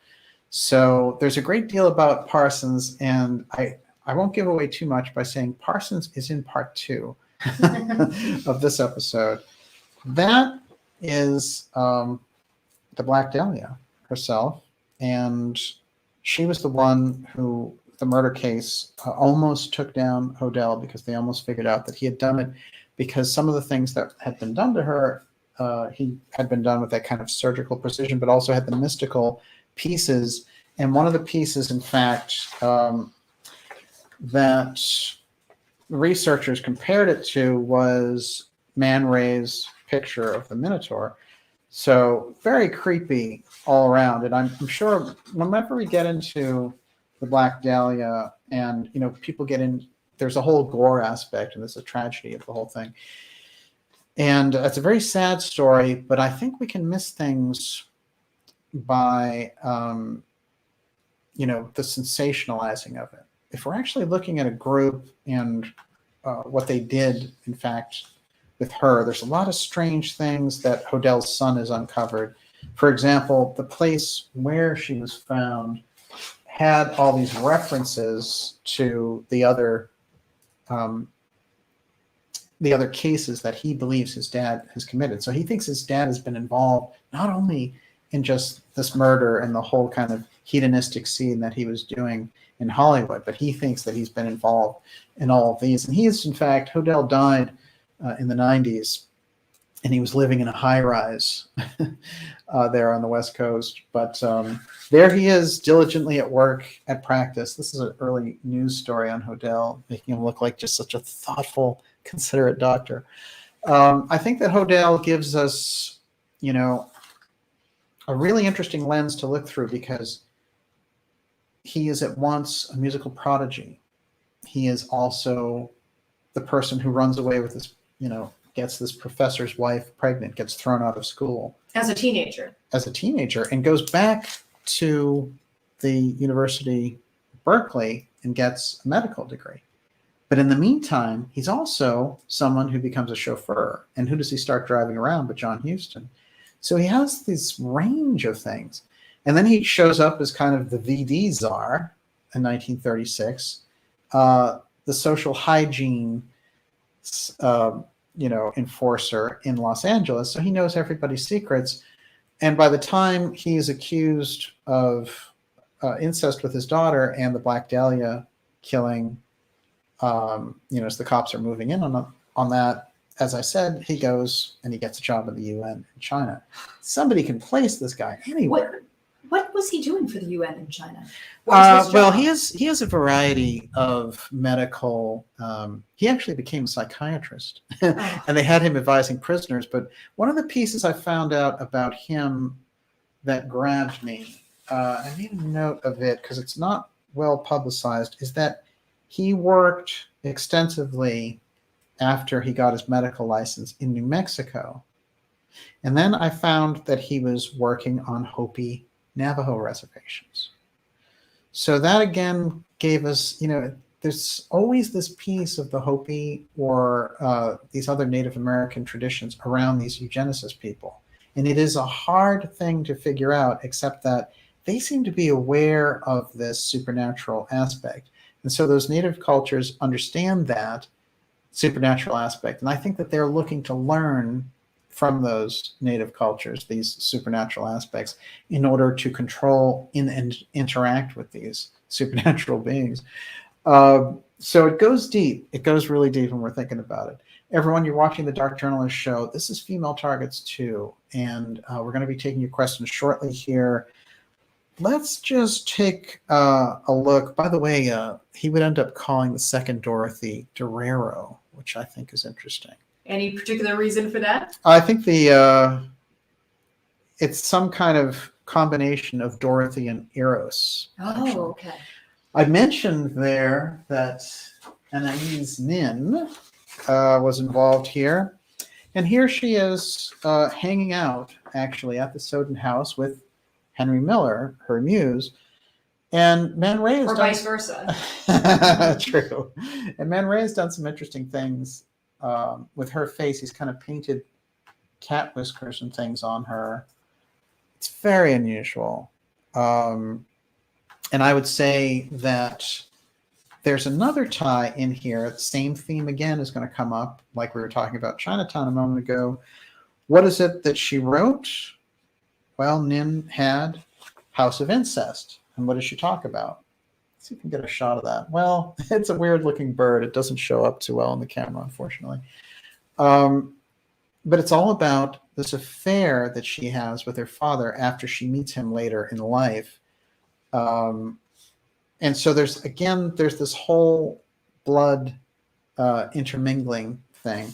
And it makes me think of something that Zecharia Sitchin said, who, there was a certain point in the alternative world where they were just pushing Anunnaki and Sitchin and just selling it like hotcakes, basically. Mm-hmm. But nonetheless, his books, like The 12th Planet and things like that, are very interesting material. And not to be brushed off because it became so overbloated on the alternative side. But what I do find fascinating about all this is he said there was an ancient Egyptian tradition where the rulers would marry their sisters. But he said it was never their direct sister, it was always a half-sister. And that in their lineage, this is how it was done. And I feel that there's a connection here with all of the incest aspects around the more supernatural sides and the kind of freaky stuff that Hodel did, for example.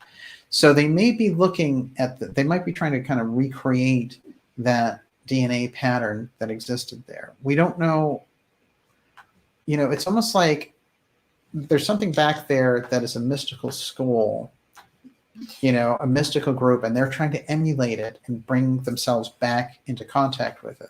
So there's it's like an Ahrimanic ritual in a sense. Yes. I have to throw this in here. So a cult fan, okay, remembering that all things lead back to Twin Peaks, says, remember the main theme in Twin Peaks is the father who is possessed by an interdimensional who rapes his own daughter, and it fractures space-time consciousness. Wow.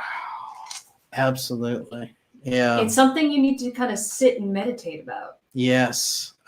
Excellent point. Well, Twin Peaks used a lot of Steiner's themes as well. They're very familiar with as a matter of fact, in the books, they list Cooper as a theosophist, which I find interesting.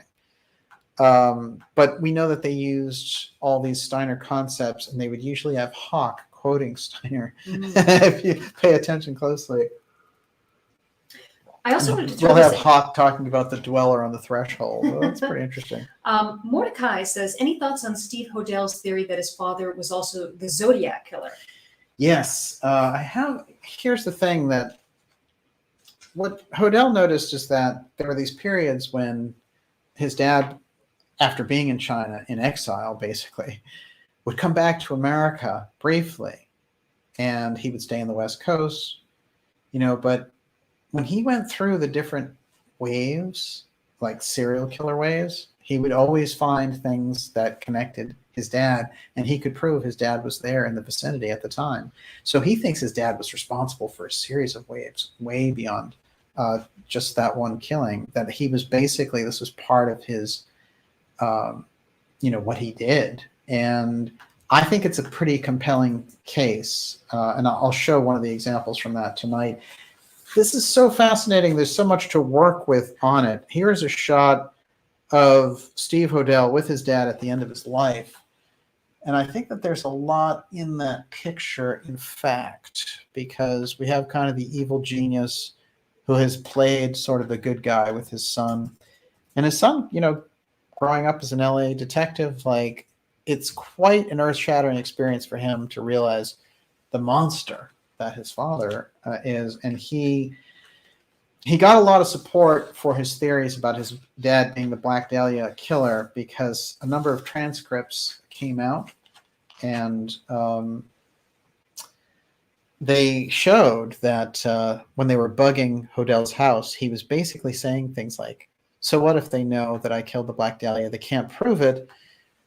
And one of the things that he says at a certain point is, they can't question my secretary. She's already dead. And in fact, she was a 27-year-old secretary that he had who died of barbiturate overdose. So he obviously was good at eliminating witnesses, shall we say. So this is all very, I think, fascinating. What I'm going to do now is I'm going to take a few words directly from Steve Hodel about his dad, and then we're going to get a few interesting insights on Phillips. Then we're going to take your questions, and that'll be it for part one.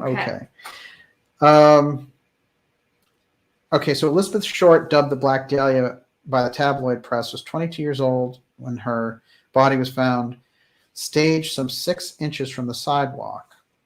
What's interesting is the street that the body was found on was facing another street, which was the name of this other weird murder. And the son here, Steve Hodel, thinks that his dad did that on purpose to kind of point to clues and things to get them guessing, is he related, or leaving clues out in the open, because it's almost like he thrived on this bizarre, fetish of almost getting caught. Now, more than 70 years after Short's murder, another clue appears to identify Dr. George Hodel as the killer of Short, and at least one other woman has recently surfaced, this one in the form of a 3-page handwritten letter dated October 25th, 1949, that is included in Steve Hodel's latest book, Black Dahlia Avenger. The voice from beyond the grave is W. Glenn Martin, a former LAPD informant who penned the detailed missive to protect his then teenage daughters. So it's kind of like, here's my insurance policy. If anybody says anything, that letter will come out. Martin feared the man he referred to as GH, George Hodel, and the potential consequences that came with keeping dark secrets. Martin's granddaughter, Sandy Nichols, 62, of Indianapolis, Indiana, discovered the letter in July, tucked in her mother's belongings after her mother's death. Unfamiliar with the murder cases detailed in the letter, Nichols turned to the internet for answers and found Steve Hodel, his son, still investigating the case. I have lost lots of sleep over the letter, said Nichols from her home in Indianapolis. The letter created some serious questions for me. I suddenly had my hand on something very important. Who was this man, GH, and who were the women that he killed? Steve Hodel acknowledges having significant blank spots in memories of his early childhood. During what would have been the years immediately preceding and following the Black Dahlia murder, Years he spent living in a famed Hollywood mansion, the same home in which he now believes that she was killed. So that's the strange Mayan palace that Hodel had. So he lived there. So he has this kind of creepy memory of something going on there, but he can't get his hands on it. He's lost the blank spots in his mind. A couple of quick things that I found interesting.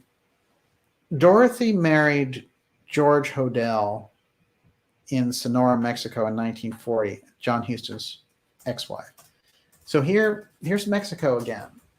And there's that Mexico piece with this. Remember, out of nowhere, Michelle Phillips' dad says, you know what, your mother is dead. Let's go down to Mexico City. I'm going to go to Mexico City, and I'm going to go to the university there, and you guys are going to speak Spanish. And they're there for 7 years. It's an unusual step. You know, Buffalo, Pasadena, Mexico. There's something in that progression that doesn't quite feel right.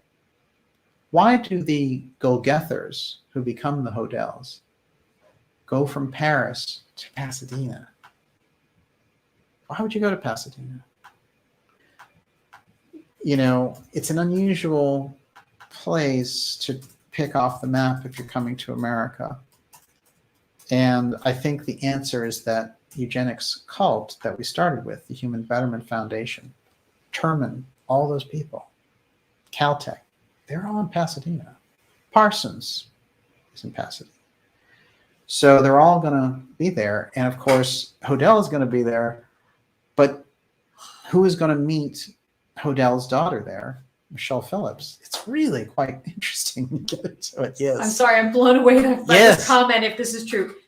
Cultural forensics professor Hamamoto. Okay. Dr. Hodel had the telescope in his San Francisco penthouse Yes. pointed across the bay to Mountain View Cemetery, where Elizabeth Short was laid to rest despite having little money. Ugh. That is interesting. He did have a telescope. I remember that. And that, you know, that with his Caltech piece, I think, there are things, he's one of these people who shows up in about 6 different fields. As a matter of fact, I found a report on him in China for 3 years. And what is he doing? He's giving therapy to prisoners. So, you know, all of the different and unusual things that he did, he's moved around on a board in a sense. I can't help, it just occurred to me that he was probably enjoying hearing them sort of confess their crimes. He was sort of getting off on, vicariously living through their criminal retelling of their antics, right? Their behavior. Yes, absolutely. Well, naming the daughter Tamar based on an incest poem was, gives us some idea. But, he's twisted and a genius, right? So he's twisted from birth, in a sense, with the way that they brought him here. But then he's also twisted with this very early sexual dysfunction. And he's rejected, it's noted, throughout his school years by the girls that he's interested in. So he doesn't have any luck. Later, he becomes this kind of power figure, sadomasochist. But I think that we're looking at something unusual here, and somebody who is kind of primed for this supernatural agency to move him around. What else you got?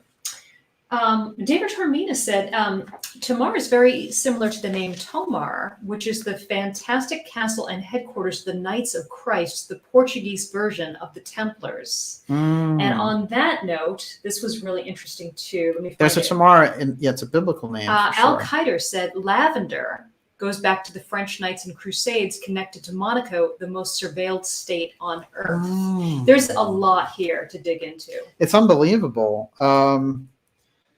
This is interesting. Speaking of lavender, this is another color. At the Soden House, the Mayan temple, sacrifice temple, Steve Hodel is the middle child of the 3 brothers, remembers a revolving door of people he calls roomers, who would stay at the home for periods of time, many of them aspiring actresses. Boy, was that the wrong place to be. He remembers his parents entertaining friends by hosting painting parties soon after moving in, the 5-bedroom house, and later it would be listed as an LA historic cultural monument. Steve's room was at the very back. quote, by the time they got to my room, they were all pretty drunk, and they painted my room chartreuse. Again, remember, it is Tamar Hodel when she meets Michelle Phillips. She has this lavender apartment and a lavender Nash Rambler. Something with these colors and the organization, I think, around these colors we're getting to. This is a picture of Steve Hodel and his brothers growing up basically as innocent kids with this completely genius psychopath killer father. So it is a disturbing image. And it's interesting when I get to Hodel, because what I'm trying to really see, he's a really good window to track this supernatural agency, because we see through him Sue Lyon, Michelle Phillips, all these people get moved into these positions in a vulnerable position. In fact, Sue Lyon, if you track her life, it's quite remarkable, because her life was basically destroyed by the movie Lolita. And when they redid the movie in 1997, starring Lana Del Rey, is that right? Who was starring in it? Oh, maybe she was maybe that was, yeah. Well, whoever did the 1997 reboot, she actually, Sue Lyon came out with a statement and said, why would they redo a movie that destroyed my entire life? And if you go through her movie career, it's very, very strange. And it's, there's a point at which she marries a bank robber who is in prison for shooting a teller, for murder. And she marries him in prison. And then he gets out. They let him off after serving 1.5 years or something. And then they're living together, and he goes and he pulls another job, but it completely destroys her career because she's associated with this strange prisoner. It's just all these strange moves in her life, so that by the time we get to 1980, she plays in her last role, and I was looking into her career because it is all very slanted, and they completely unplug it by the 70s. But this is 1980, and the movie is called Alligator. But the sad thing is, Sue Lyon, who's a very beautiful actress, by the time you get to Alligator, she is just drained. It's like she's been MK Ultra'd. She's been completely, the essence of who she was has been removed, all through the process of getting chosen to be in this powerful vehicle, this film that they were trying to move out into the public. And we have seen these films moved out into the public. Rosemary's Baby is such a film. It is a classic film. And they actually say that in some ways the satanic community was upset with Polanski for revealing so many things in that movie. I think there's a lot to see in that movie. But at the same time, it is also kind of indoctrinating the culture around witchcraft and themes of this nature. So I think we're getting into interesting territory when we get around that. And I think what they were doing with Michelle Phillips, I think they were going to use her as that conduit that they ended up using Lyon for. And then she was kind of set free into this other career as an incredibly powerful, influential star. And I don't think that any of that is, I don't think there's anything conspiratorial about Michelle Phillips and her fame and things like that. That's not the point. I think that something from the supernatural side was trying to move these people into position. That's really the key, I think, with this. And we're going to go deeper with it. And with that, Miss Olivia, the questions are for you. Okay. I guess for me. The Biomancer Perspective says Hodel in China was at a precursor to the WHO in Hankou, which later became Wuhan. Excellent point. Fantastic. Yeah, wow. That's probably a lot more we need to research about Hodel in China. Well, he married a very highly influential, like one of the top families, this woman in the Philippines. And he became like, the first husband there. This guy knew how to manipulate so many of those situations. But it is interesting because in China, he could kind of disappear into the woodwork and continue. The gig was up in a sense after he went on trial for his daughter's incest. Even though he didn't get prosecuted, and he also didn't get prosecuted for the Black Dahlia murder, he still was in this. He was on too many radars. And they say that the only way that he got out of the Black Dahlia, because they had the evidence on him, and that's what the guy's letter showed that I referenced through Steve Hodel's work. What's fascinating about it is he had so much blackmail available on the legal system on those characters that they could not prosecute him. And he also talked, when those recordings came out of him talking, as I mentioned, he talked about his secretary and how they couldn't question her. He also talked about how there were so many backroom deals with the DA's office. And they, so they have these things. So they knew there was corruption that was happening. Look, I think LA Confidential gets at some of that. LA was just incredibly corrupt on the police side. They always have been. And when you go down the line from the 40s, it was incredibly corrupt. But by the time you get to the Bobby Kennedy assassination in 1968, they cover that crime up completely and pin it on an MK Ultra, Manchurian candidate, Sirhan. In the case of Vicki Morgan, as I showed in the Female Targets episode 1, the investigators who have tried to go in there and get the information on that case, because of course the LAPD botched that case also, you can't get it. And they say, if you know someone in that family, or if you are like involved in the case, then you can get it. Otherwise, you're out. You can't get any information. You can't get any of our records. And by the way, the tapes of the guy who supposedly killed Vicki Morgan, they disappeared. His confession tape, it's just gone. So, very, very they didn't dicey even make stuff. an excuse like they needed to save space. This is an incredibly high-profile case that people would be interested in for decades, right? Why would they get rid of the guy's confession tape? It's like, oh, we couldn't save the space, I mean, they did this with the Robert Kennedy assassination when it was proven that there were 11 shots in there and that Sirhan's gun only could fire 8. And, they had all the pictures of where the shots were, and then they still have the photos, but the actual boards and doors and things, they were like, oh, we got rid of it. You know why we got rid of it? Because it was too much space. We needed the space. Sure you did. Yeah, as you can say, everyone, it's X Series 105. We're going to take your questions. Now, that was an excellent question. Let's keep going. Esoteric 369 Wall, is the supernatural connection just a form of energy vampirism in this Female Target series, Daniel? Well, vampirism, I think, is very important to understand. Energetic vampires, we've run across them all in our lives, in our families and things.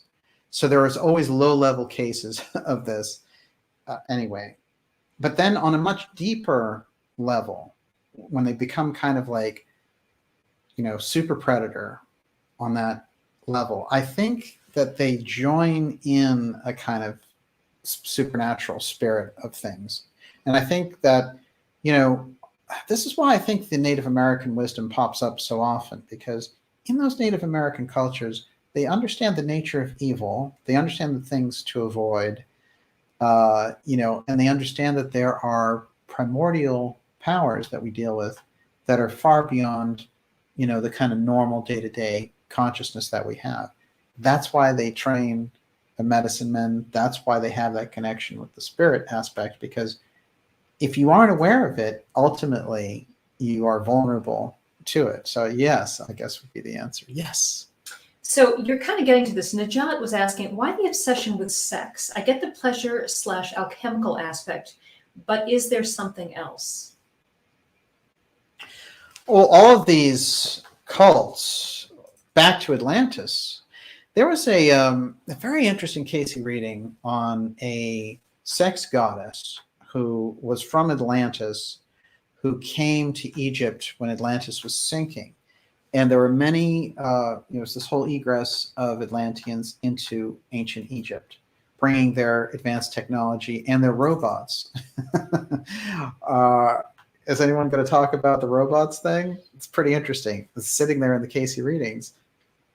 the Atlanteans come in and they have these weird servants or something. But this is what's interesting. This sex cult that they had there started to basically take over, and they were, really denigrating the culture and bringing it down. That sex part is always utilized. There's a whole piece of sex magic, which is in Masonic ritual. It's in the Crowleyan ritual. And the Crowley stuff, remember, we talk about it as if Crowley invented it. He doesn't invent anything. He takes the aspects of the Golden Dawn and the older rites, and he enacts the older rites. I mean, sure, he had his own knowledge, his own kind of genius for this stuff, evil genius in a sense. That was an interesting thing that just triggered me off on, actually, which is one of the things that Hodel did when he was kind of a jack of all trades, is he ran a bookstore in Pasadena. I mean, is this recruiting for his cult or something? I mean, that's a pretty unusual piece. The chauffeur thing was weird enough, but the bookstore, that really got me. But yeah, I think the sexual aspect, when you get into it, is Kundalini aspects. And so you're dealing with a very powerful creation level energy or a death dealing influence. So you're moving right between the two. So you can, it can be utilized. There's a whole thing about the Kama Sutra that comes out of this tradition where sex magic and things. There's a wonderful chapter in The New Order of the Universe by P.D. Ouspensky. The book's from like 1910 talking about sex on this whole different level. So it is the utilization of that sex energy which produces an incredible psychic outpouring. And it's that, using the sexual energy properly. The kind of thing that they do in the other schools is when they use it to manipulate is you can use sex as a way for MK Ultra, for example, because you are arresting the entire nervous system and endocrine system of the individual. So there are deep truths to the fact that they're utilizing these things, and sex will always, it's going to be along with brainwashing and these types of things. It's always going to be a key component for any kind of ritual magic. Yes. Tomatacho Feargirl says, the suppression, perversion, corruption of the sacred feminine is a staple of this realm. Oh, that's true. We can't forget that. That's a big part of it. Yes. And David Turman says, DJ, do you think these mysterious murders are all part of some ritual sacrifice that elite secret societies are using to connect with occult technology? Wow. Well, this is interesting because we do see a very kind of, the sacrifice idea, when you come into those older cultures, when you look at the Aztecs and things, if you really go back and see what they were doing,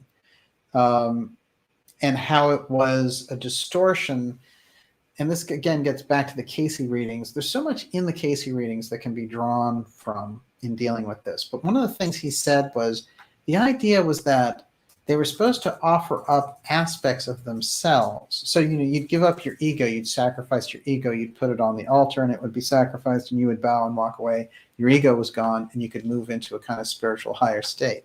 They took that process, and these etheric beings influenced, for example, the Aztecs to say, actually that sacrifice needs to be, you're going to sacrifice to this sun god to get the rain for the crops this year. And so they would use the sacrifice aspect. You'll see sacrifice in the Bible, of course. They sacrifice a lamb on the Sabbath and things of this nature. So the sacrifice is a piece. And then who is the ultimate sacrifice in the Bible? It's Christ and his incredible sacrifice for the world and the mystery of Golgotha. And isn't it interesting that Golgotha sounds a lot like Golgotha, which is the original name of the Hodel clan. And you wonder about that too. There's like a weird kind of tie over with that. But it is interesting because you've got the distortion of sacrifice used by the left-hand groups and the way that they do these things. Certainly, it's part of their magic rituals. There's no question about it. Yes. Total touch of Fiocco again. So sex is the only mode that activates all 6 senses. They don't call it dopamine for nothing. So I wanted to get back to the temple. Okay, so Zorn 1961 says, only in LA does the ego need a friggin' temple. Could we talk a little bit more about the Mayan temple, about the house, about hidden rooms in the house, etc.?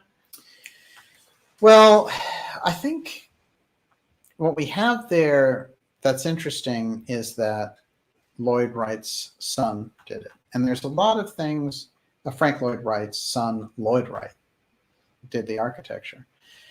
And I think right off the bat, it already has this kind of bizarre feeling, flavor to it. Yes. Sorry, a cult fan says, what is this, the sex series? That's great. You know, when I look at it again, though, when these guys were going to Mexico, and we see this kind of, you know, Michelle Phillips' dad takes them down to Mexico. Tamar goes to Mexico for many years after she gets out of juvenile hall, before she comes back and becomes this incredible influence on Michelle Phillips. And Hodel, he gets married in Mexico. There's all this stuff in the center of Mexico. If you go into deep state activity, there's the whole Oswald Mexico piece. There's something about Mexico, it's like it's easy to cover your tracks, but I'm going to go a lot further. I think that they are looking at the model of the ancient Maya and trying to figure out how to determine that the Maya were in touch with these entities. Whoa. And that they want the same contact as that. And that's why his house is a huge Mayan temple. What was it that Crowley was trying to do? He was trying to call in these beings like Lamb to get instructions about how do I become, you know, like you on this dark astral realm. How do I get all that power and everything else? And these beings are very happy to come in and do it. But those rituals are tight, you know, and they're learned over many years, and they're kept in secret dark societies. So I think that there's something with Mexico. When Mexico comes into play, it's the Mayan aspect. They're down there. Remember, around Mexico, there's a hot zone aspect. There's a secret there because there's the Temple of Records. What we might be looking at is a little battle that's taking place, a literal battle between the kind of white brotherhood mystery schools and this left-hand path, because there's a whole thing about, in the Steiner work, Vislaputli, who is kind of, there's the whole Christ figure in Yucatan who takes on the ultimate Ahrimanic black magician, the most profound evil black magician. And when Christ is crucified there, Vislaputli is tying up this black magician, this Ahrimanic black magician. But Ahriman's purpose, according to Steiner's work, was to take over Mexico and North America. And so there was a necessity for this action taking place. Now, that's all I understand is the kind of historic, almost a cosmology involved with that. But what it is really is there's an indication that there's something, you know, Casey said that they had put 1/3 of the Hall of Records there in the Yucatan Temple. So we're looking at some very deep aspect there having to do with Mexico on the mystical side. And these people, you know, they're very locked into it. Whatever aspect that is, that's why they're sitting in the middle of a Mayan temple trying to figure out how to, you know, take on this black magic identity and take it to the point. And I think what Hodel does is he takes it too far and he gets cooked, and somebody saves him, and they take him to China and they make him a UN official. So who saved him? Who else is in Los Angeles in 1947? And so you can see that this part 2 is going to be kind of interesting. David Turman is reminding us that Mexico is a very Basque place, actually. Yes. Michael Golpe says, don't the Mormons have a very deep Mexico connection? Yes, and here's the thing. In the Mormon religion, they sailed over the oceans, that lost tribe, and they landed in Mexico. And they sent out groups to do archaeology, trying to find traces of this. But here's the interesting thing about it. If you go into the Casey readings about this, he also talks about how the lost tribe went from Israel to Mexico. So you have a number of forces that go to Mexico, and at a certain point, it is kind of a melting pot of Lemurians, Atlanteans leaving. The culture that sinks, that was between Cuba and the Yucatan, was like the last thread of Atlantis. It's post-Atlantis. It's the Poseidia piece. When that goes down, that's also another culture, which is a little bit younger. Those people egress. Everybody meets there in Mexico, which is why you have such a mixture again. So by the time they come over, this lost tribe, we're talking, somewhere in that period, 1000 BC, perhaps, somewhere in there. So again, they're a mixture. So that culture and the things that come out of it, there's a series of things. If you've ever looked at the Mayan mysteries, you will see there are all these unknown statues, and they don't know what to make of them because they have kind of Semitic features and beards and things that you don't find in Native American culture. I remember Graham Hancock got into trouble because he was pointing out that there was this whole group of Olmecs, and he said, they have African Negroid features, which is what they do. They look exactly like African heads. And they were like, Graham Hancock took all this flack for it.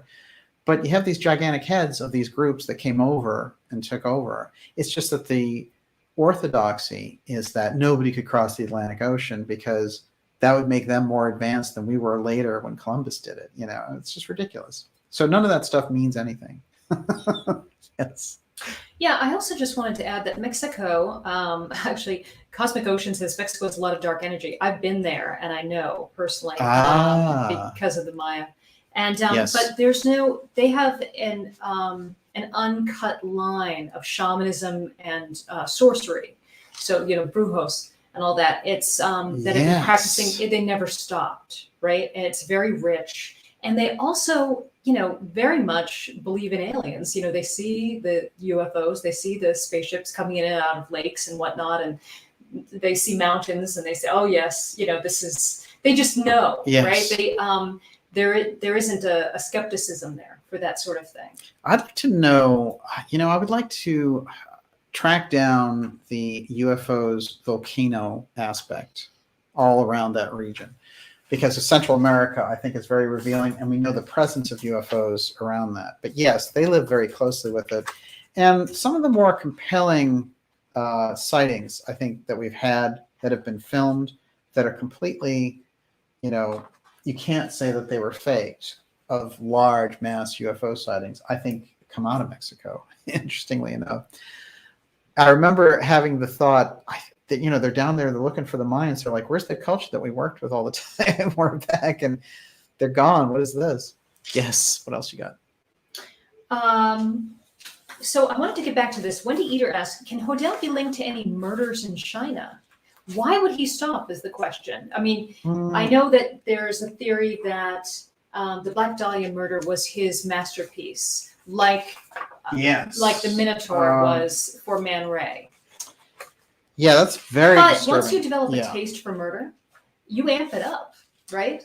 Well, I think that's true.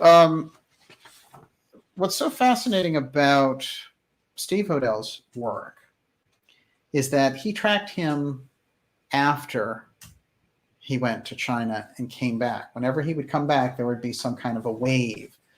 There would be some serial killer wave, and he would track these different cases. And each time the person involved, like the Zodiac killer, would taunt the press, and he would use different types of cutout letters. He would use odd phrases. He would use certain languages that were archaic. And he was like, that's my dad, so over and over again, he's having these realizations. It's like an endless trauma stream for him. And he has 3 books of the Black Dahlia Avenger, a series that he did. And there's no question that he has an extra ability, almost like an intuition, because it is his father that he's investigating, I think, that gives him that incredible edge. I'm not saying he's right about everything, but I do feel that, in fact, he's able to track this thing. And what's interesting is I'm trying to give a name to it, because it's almost beyond his dad. It's like a supernatural force, because look at all the other things that it was doing at the time, and think about the influence of people like John Huston on the culture. Not to say that he hasn't done genius movies and things. He certainly has. He is incredible. But what is his actual influence? And what is the role that he's playing in Chinatown? What is that telling us? There's another interesting thing about Nicholson that comes up, which is that he is dating Michelle Phillips at the time that Chinatown is being made. And she is telling him the story of Tamar and, this incredible impact. And for her, it's like, she has all this empathy for Tamar. And yet it's the very story that kind of binds her, because Tamar isn't just somebody who shows up in her life and, gives her a push to go to Hollywood. She's there for the whole thing. As a matter of fact, Michelle is the godfather for her, the godmother for her children, which is kind of fascinating. And what's also interesting is that Tamar is there when she divorces John Phillips. Tamar guides her through career decisions. She's there for the whole ride. She's an influence and a handler from day one. And I feel that she's put in that position. And she's also, it's not like she's some villain out there themed all this stuff up, but she's been emptied out. She's been traumatized, and she's been moved through this process. So whatever that process was that was trying to set up Lolita and Sue Lyon and all these other things is operating. It's definitely operational. If you watch it, you start to realize, oh, wait a minute, it's not just Hodel. As a matter of fact, when they questioned Hodel on the stand, as I said, he starts to say things like, am I in a dream? Or maybe this is reality. He is working on a different. Whoa. Yeah, I mean, if you should read that transcript of the trial, maybe I'll bring out some of those in the next episode. But it's really interesting when you get into it, because he's sort of now just become an agent of the thing. So his individual identity, if we were trying, I mean, he has to answer on the public record for the crimes that he committed, because those are individual acts. But we're looking kind of above, trying to see what is this thing. And it'd be easy to demonize, as they have at times, certain celebrities for things. But I think what's actually going on is it's interesting to acknowledge the talent and the things and how it is manipulated, and actually how, when those celebrities get out from the claws of the controllers, like the Britney Spears situation, it's very interesting, isn't it? Because here we can kind of see that thing is tracking them down, and if it can't get what it wants from them, it will completely toss them aside too. So it's a user force, and we see it very active, especially in Hollywood, certainly in politics. I think it's the same energy that is trying to give, children as young as 12 the ability to go around parents' consent to get, experimental injections. It's the same spirit of things. No doubt about it. Everyone, you're watching the X series, Dark Journalist X series 105. This is Female Targets, and we're looking at supernatural eugenics. We started that with Frederick Turman and Louis Turman, who developed the IQ test, and also with his cohorts like David Starr Jordan. This piece, we can understand people and psychopaths like Hodel if we understand what was their association set up in the first place, the super genius thing. What was it that Turman was looking for? Why was he trying to find these child prodigies and things? What are they searching for? Just genius? We're trying to find the smartest people anywhere and put them all together in a room? Or are they looking for something else? That becomes the question from this episode. Yes. Well, actually, I mean, when you get down to brass tacks, there's just two paths. One is serving God and one is playing God. And that's all there is to it, right? Yes. And but too many people are interested in playing God. I see Vern Baumgartner just showed up on the board. He says, it's been a long time since I've been able to catch a live show. It's great to have you back, Vern. Thank you, Vern. Thank you. Okay, so Maggie Smith wants to know what happened to the child he fathered as a teen. I'd like to know that too. That is very interesting. There's not a lot there, but he did have multiple children. And when he married this kind of high society woman in the Philippines, they had 4 children. Oh, dear God. So this is someone who, multiple families, no doubt about it. And, there's a weird thing with Steve Hodel, as I said, talking about his dad, because he has this crisscross going on where he's like, I know he's the monster who did these crimes, and I found this, and I know that that's him. And, he's pulling these threads together like a good cop would. But then he's also like, my dad was tender with me. We played games. He talked to me about becoming somebody in the future and all that. So this guy, again, there's a Jekyll and Hyde aspect. And that's a key thing, I think, when we get to Hodel's story. Yes. So Beth Barry Lawrence Durrell says Anais Nin's friend also had an incestuous relationship with his daughter, who later committed suicide. I actually think he got the idea from Anais's recounting of her relationship with Dad. Oh. This is, there's too much of this going around. It is. And it's all centered. Remember, they all know each other.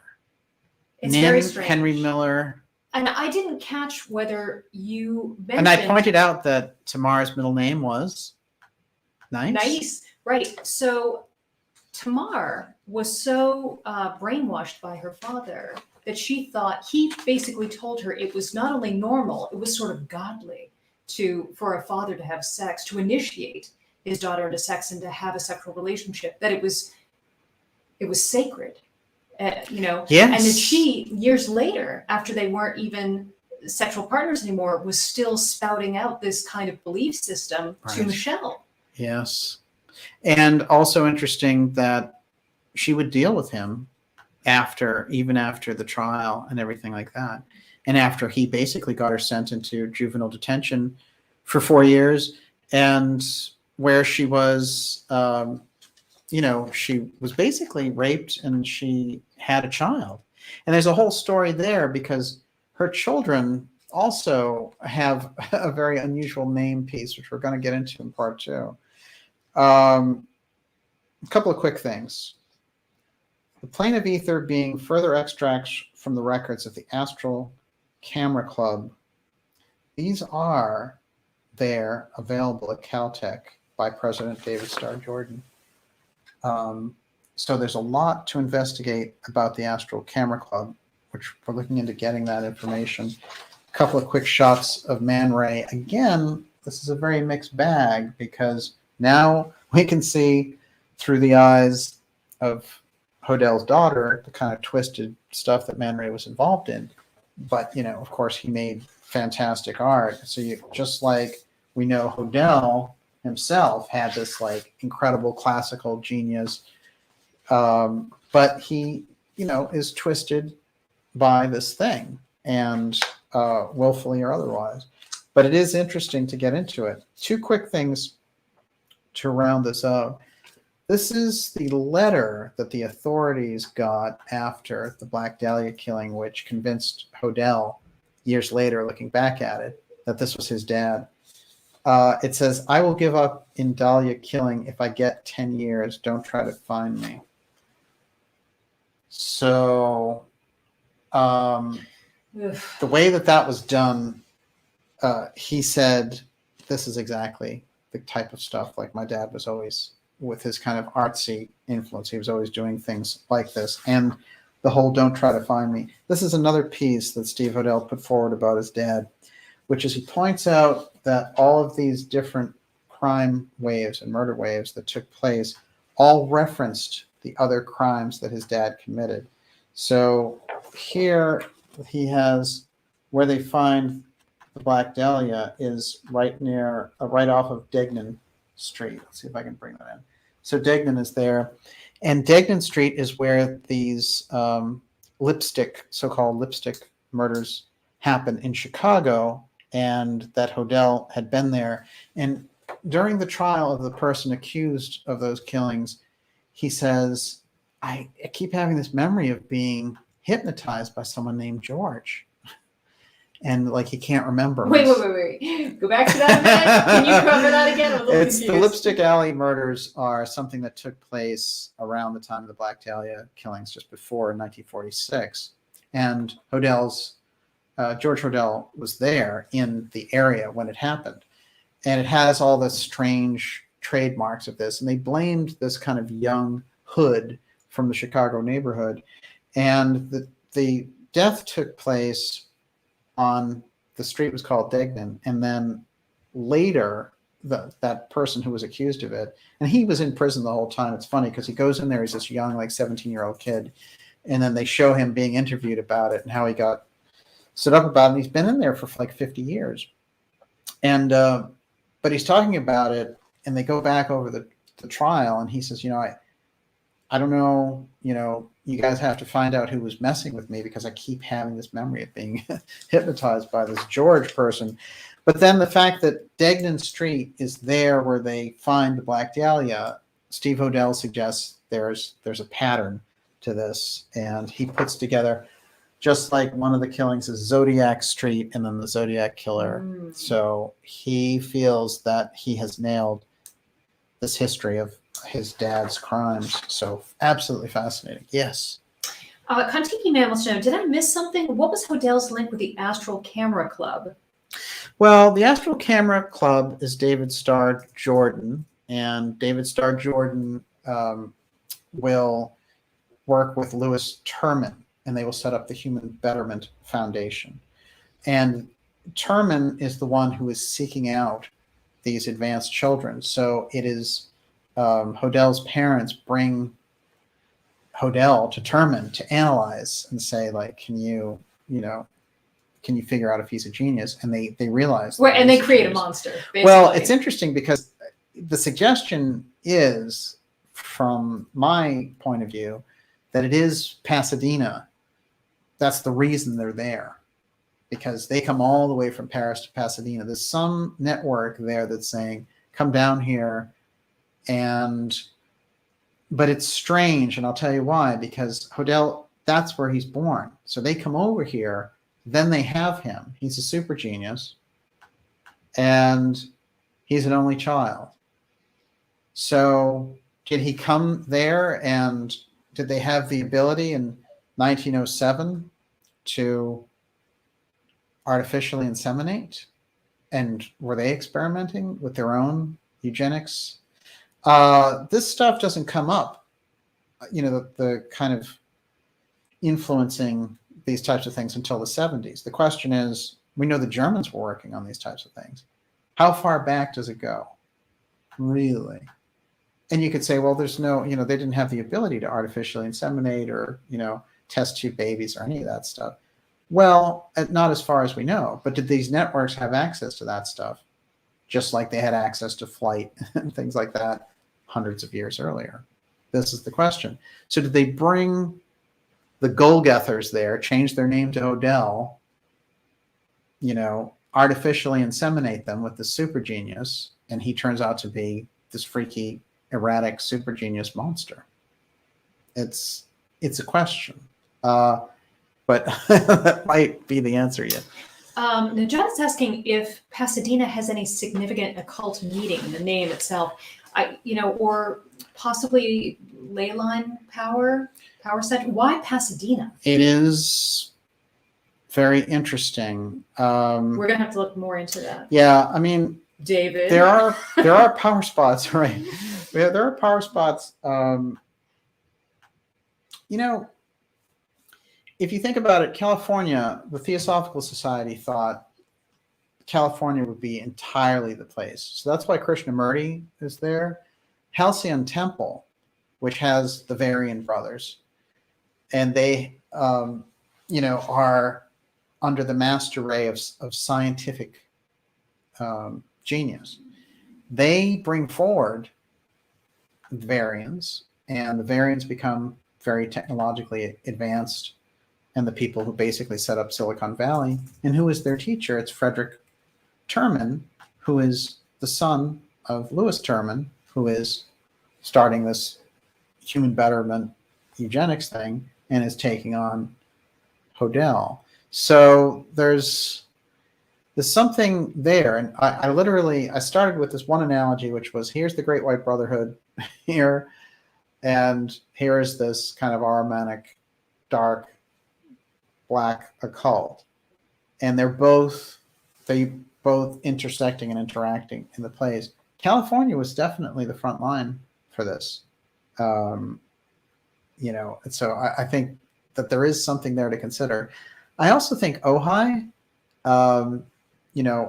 with Krishnamurti there are aspects all through California of some extra. Mount Shasta, of course, all of the Lemurian stories about Mount Shasta, and in the Casey readings, talking about Death Valley and saying literally, this is the last strip of Lemuria that's above the water.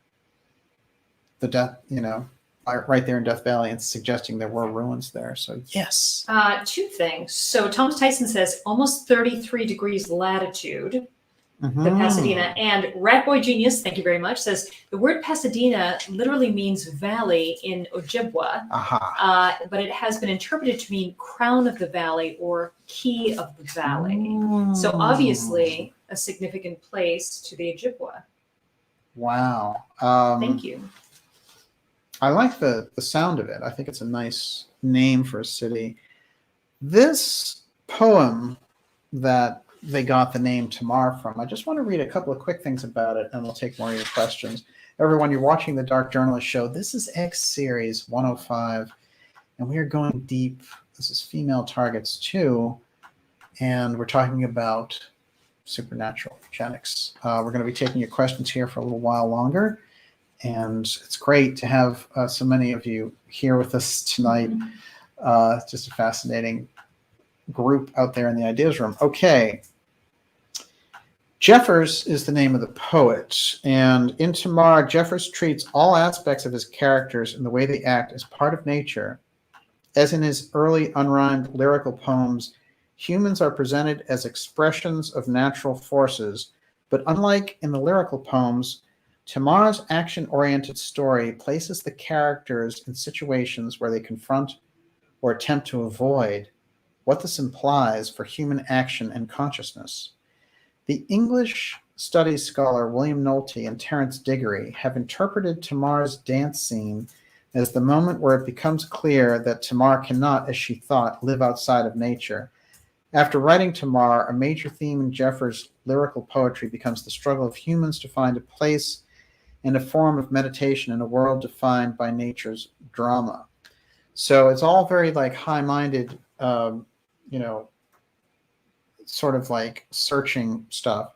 And yet the actual story that they're drawing it from, I'll just read a little bit of the background. Here's the setup for the plot for the poem. It's an epic poem. Lee Caldwell, the son of a ranch family in Point Lobos, California, decides to stop drinking one night when he returns from Monterey, falls into the sea, and is saved by his sister, Tamar. Also living at the ranch are their brother David and their deceased mother's mediumistic sister, Stella, and their father's mentally disabled sister, Ginny. Sometime later, Lee and Tamar visit a secluded water pool, and after Tamar sees her own reflection in the water, she manipulates Lee to have sexual intercourse with her. They continue their relationship. By coincidence, Tamar learns that her father had a sexual relationship with his now deceased sister, Helen. Tamar is disappointed that her own transgression appears to be a mere repetition and develops a desire to destroy her family. She learns she is pregnant with Lee's child, and to disguise the incest, she begins a sexual relationship with another young man. As Tamar's frustration grows, she consults Stella in an attempt to contact Helen's ghost. So this is the weirdness of it. Tamar, they have all this incest part to it, but the crux of the story is she needs to go to a medium to contact the ghost of the deceased sister. So this is weird. This is weird stuff. Instantly, we can see again Astral Camera Club, Orphic Circle. 1922 poem, and she's going to a medium. There's an incense wave in there. Nin and her story. This whole thing. Again, we have that piece. Hodel is so twisted at this point, he needs his own daughter tomorrow. So, he's anticipating doing this whole thing and having this whole relationship and drama with her when she grows up. So, seems to have tracks laid out very far and very delicately in the past. Yes. NGP says, DJ, didn't the remote viewing program start at Stanford also? Any connection? That is an excellent point. That is SRI. And there's a lot of weird programs. There's an early psychic program that was also at Stanford in the 60s. So remote viewing is basically an offshoot of that one. So absolutely. And I think that we have that piece with Stanford and with Silicon Valley in general, that there is a supernatural piece that they're doing. If we think about also Steiner's work and what he's projecting out into the 21st century, talking in 1920, and he's saying, it's going to come through the various industry. And so what he's describing is, he basically describes the internet, and then he describes almost like a cyber being, and then he describes the projection in the cyber being. What I get from that literally is that, and he talks about Ahriman's incarnation in the 21st century. I think that the Ahrimanic force comes directly through technology and ultimately will be like the advanced supercomputer type thing, the spirit operating inside of that. That's the kind of dark wave, I think, on that. And the key point that Steiner made about it was humanity could overwhelm it and learn from facing it if it didn't meet it unawares. So if we show up to that moment and we're not aware of this incredible threat of the Ahrimanic forces that Steiner and the mystery schools through anthroposophy have left us that legacy, if we do show up aware, then we have a substantial chance of being able to, on the spiritual side, overcome and meet this moment. Look what we've moved into. And look at the AI and the things that they're moving forward through us, and the transhumanism. Of course, when you engineer a human being with technology, I just want to say this in relation to Elon Musk when he talked about beaming his consciousness into a cube. Look, those people understand the mystery schools information. I have no doubt about it. They realize that your entire system and the way that it's been laid out, your glandular system, there is no way to take the essence of yourself and put it in a cube, because it operates, because it's operating on the silver cord, the Leydig cells, the pituitary gland, and the pineal gland. So they know when they say things like that, that's an eighth sphere thought. That's an attempt to trap and capture consciousness conceptually by thinking, oh, that's how it's going to work. I'm going to beam my consciousness somewhere. Your consciousness operates in a physical world because it's operating inside you. You are the kind of energy matrix for it. So the transhumanism is it's a way to kind of trick you out of your own defenses against that type of artificial intelligence coming in. So I think Steiner's point is, if we meet it and we're aware, then it doesn't stand a chance. But if we come into it, as Gurdjieff would say, in sleep, in slumber, then we become subject to it through sleep. So I think the concepts run deep there. Yes. Brandon Fish wants to know, did cybernetics start at Stanford? Well, it's certainly one of the places that would be foundational to it. Of course, the Macy conferences put together people from multiple disciplines and also different universities. So I don't know if we can name one particular university for it, but I would say probably, if you really had to lay it out, Stanford is the leader. So absolutely. And just, the incredible, I was making this point about when I was talking to Joseph Farrell, that in 1936, the Nazi Olympics were shown all over Germany on television. And he was telling me that the person who created television was grabbed by the Germans and brought over there to do it. But we didn't get TV until 1950. So they have these things, and they'll use them when they think, okay, we can control the reactions and everything else to this. But, it's really interesting to think about it, because those people in 1936 were watching live Olympics on TV. And we didn't even have it in America until 1950. Yes. Well, you got so John many. Audrey, does Howard Hughes play into any of this? Well, Hughes is at the very heart of the aerospace side. And so the aerospace dynamic is that if you lead in space, if you lead in satellites, then you control information, you control information flow. Ultimately, you create a global grid. So it's interesting. I think that Hughes is very manipulated, and instead of thinking, he would never think of himself, I'm an occultist, I'm gonna be like a black magic guy. He would think, I'm doing it for God, I'm helping the CIA for God or something. So it's a very different kind of mentality. But the incredible control that the CIA had through Hughes, using him as a puppet and using his billions to create a completely off the books space program. It's fascinating, because it was Nixon that gave him the ability to run Hughes Aerospace as Hughes Medical Charity.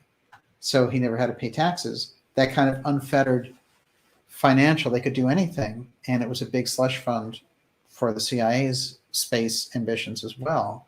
So, it's pretty fascinating. You could say that kind of takeover, the idea of the planet as a grid to be controlled, so much of what comes out of that space control aspect, the space fence and all that kind of thing, comes directly out of those moves to let Hughes Aerospace become the key. And, they used his network because of the people that he had around him. They used it as, when a group got out of control, they could send assassination networks that were non-state actors in to do something and then come back out. So they were using Hughes Aerospace as like a huge mercenary training ground. So it's such a story, I think, and the impact of the Hughes thing. I think very often we just think of him, wasn't some interesting eccentric character. Hughes Medical, which is still operational.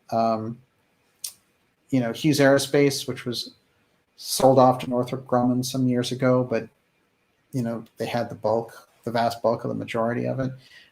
So many things from Hughes have developed into the world, the 21st century world that we're looking at now. I think they leave Hughes out a lot in the measuring this stuff out. And they're like, oh, well, he died in the 70s, so that's it. The things he set in motion for 40 years, and not just Hughes, of course, but that whole machination of the kind of black project, off the books projects, things that they ran through the Hughes organization. It's just off the charts. So a huge influence. I don't see them particularly occult. except that the CIA is a very occult organization. This was an early question I want to get back to. The Philip K. Dick Film Festival wants to know, microcosm and the medium. Joseph Farrell talks about the impact of music on social engineering. Where does that fit into all this? This is it. This is really what we're talking about, because it is that influence that is deep and subconscious. And we know when they did gangster rap and they try to, like, what was the song we were talking about? There was a song that was like Pleiadian, right? It was a Carpenter song. It was a Carpenter song. So much of their music is Pleiadian. This is it. Think about, and I'll just use Pleiadian as a list. This is a Gigi Young way of looking at it. That higher influence coming in and the higher culture aspects. The Pleiadian influence would be artistic. It would be, higher cultural arts and all that. And then you put that next to like gangster rap or something like that. And actually, can I chime in? It has to do with refined emotions. Yes. More than anything else. And not gross emotions, not base emotions. It's more refined. It's aspirational, right? So the whole tone of it is, I just think that's an important word to use, is refined. Well, think about it. In the mystery traditions, they use the music of the spheres, right? The planets moving creates a sound. In all of the mystery trainings, they all use the keys. As a matter of fact, the octave and the whole system of music that came through the Pythagorean schools was a way to show the whole universal influence of energy. So they're laying out, they're saying, oh, we can put it all in there and have them discover it. There's all the mathematics and everything else. This is what's so interesting to me about, the battle that we're facing right now on a day-to-day basis with the types of energies and people that we're seeing out there, the Gates and Fauci's and all this kind of stuff. Because what's happening is, they don't understand that in human interaction, like, are rays. So there are interactions that create certain types of energies and rays. And when you are sending out this type of information, when you're trying to control a culture through a physical action, on the energetic spectrum, from somebody with clairvoyant vision, for example, there are so many other things that take place that will have an impact on you. So that, at a certain point in culture, for example, it looks like Hitler's taking over everything, right? And then basically a year and a half later, the Russians are in Berlin, so they use a line in the Bible, God's not a respecter of persons. It's not like Hitler is going to say, I'm taking you on, God, or, the forces behind the Biden thing, they think they can lock down the culture. From our perspective, looking at things on a mystical level, there are etheric interactions that create energies that are exchanged. You cannot, it's in error to think that you control with just force. Seen from a spiritual level, it's pathetically weak. And you can see it's a devouring energy that devours itself. So those who are setting it in motion, are making the same mistake that all the others who have set it in motion are making, which is they will be consumed by the thing that they are sending out. So I think I want to get us on the right hand, because I've heard a lot of people say, oh, there's no hope, and we're not going to be able to take on this machine that's coming after us. And it is dark. A lot of people need to stand up, especially journalistically. And it's incredible, the place that we've come to censorship-wise. And those forces have to be exposed and fought against. But it should never be thought that from an energetic level that stuff can win, just because they have they're consolidating the money and the forces. These things, I mean, if you had a pole shift, they might all be out of business. So we have to be prepared for things to go really well also, and look for those opportunities. Everyone, you're watching the Dark Journalist Show. This is episode X series 105, and we are going deep on female targets 2. We're taking your questions here now. Supernatural eugenics is kind of the fundamental theme, and we've moved into areas like Hollywood. We've moved into areas like entertainment. And I think that music has an incredible influence on the culture, and if you just go back and listen, I mean, there's always good and bad music in every era, of course, but you can see right now is one of the worst eras for music. And I would love to see music and musicians come in. Right now, I think the media, entertainment, and music, all those industries need to be kind of like wiped out and started over again. And maybe they can find the incredible magic, like the Mamas and the Papas. Tonight, we've had a lot of quotes from the Bible in the ideas of tonight. And Christ seems to be in the air. And I think that a lot of people are realizing that we need him in the fight. That, alone. I was listening to Dr. Tenpenny earlier today talking about how the forces that we're up against are too ahead of us. They're 10 years ahead of us. They have it all lined up. We're outgunned, we're outbanked, we're out everything, and that it's going to take God to fight for us. And so on that note, Steiner to God said, can you ask DJ to give a brief description of what Steiner says about Christ for the chat? A lot of people seem unfamiliar with the Christ in there. Oh, well, there's some I mean, the entire structure of anthroposophy is based on the fact that Christ at Golgotha, by being crucified, created an impulse in the earth that hadn't been there, that allows us to spiritually evolve. And that's, takes us into spiritual science. So it is the crucial moment of earth evolution. So fundamentally, anthroposophy is based on an esoteric Christianity, but so is Gurdjieff's work and Casey's work. Theosophy, Isis Unveiled, has that as well. When it starts, theosophies like that, it gets kind of hijacked, as we've demonstrated through Steiner's work, that when he's talking about theosophy, he will say they were going along in a particular direction, and then they got kind of co-opted by these Eastern initiators who had more political goals, and it got worse and worse in that theosophy was able to be played with.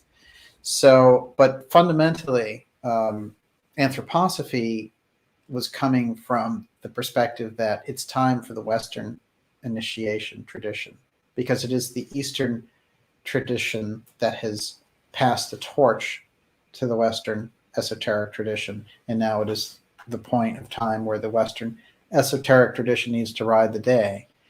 We've learned from the Eastern tradition, but if we were to take up, all of the religions and movements have had their impact, but if we were to take up the Eastern initiators, then we'd be missing out on 2,000 years of development since Golgotha, So this is kind of, there's a lot of depth in how Steiner sees that.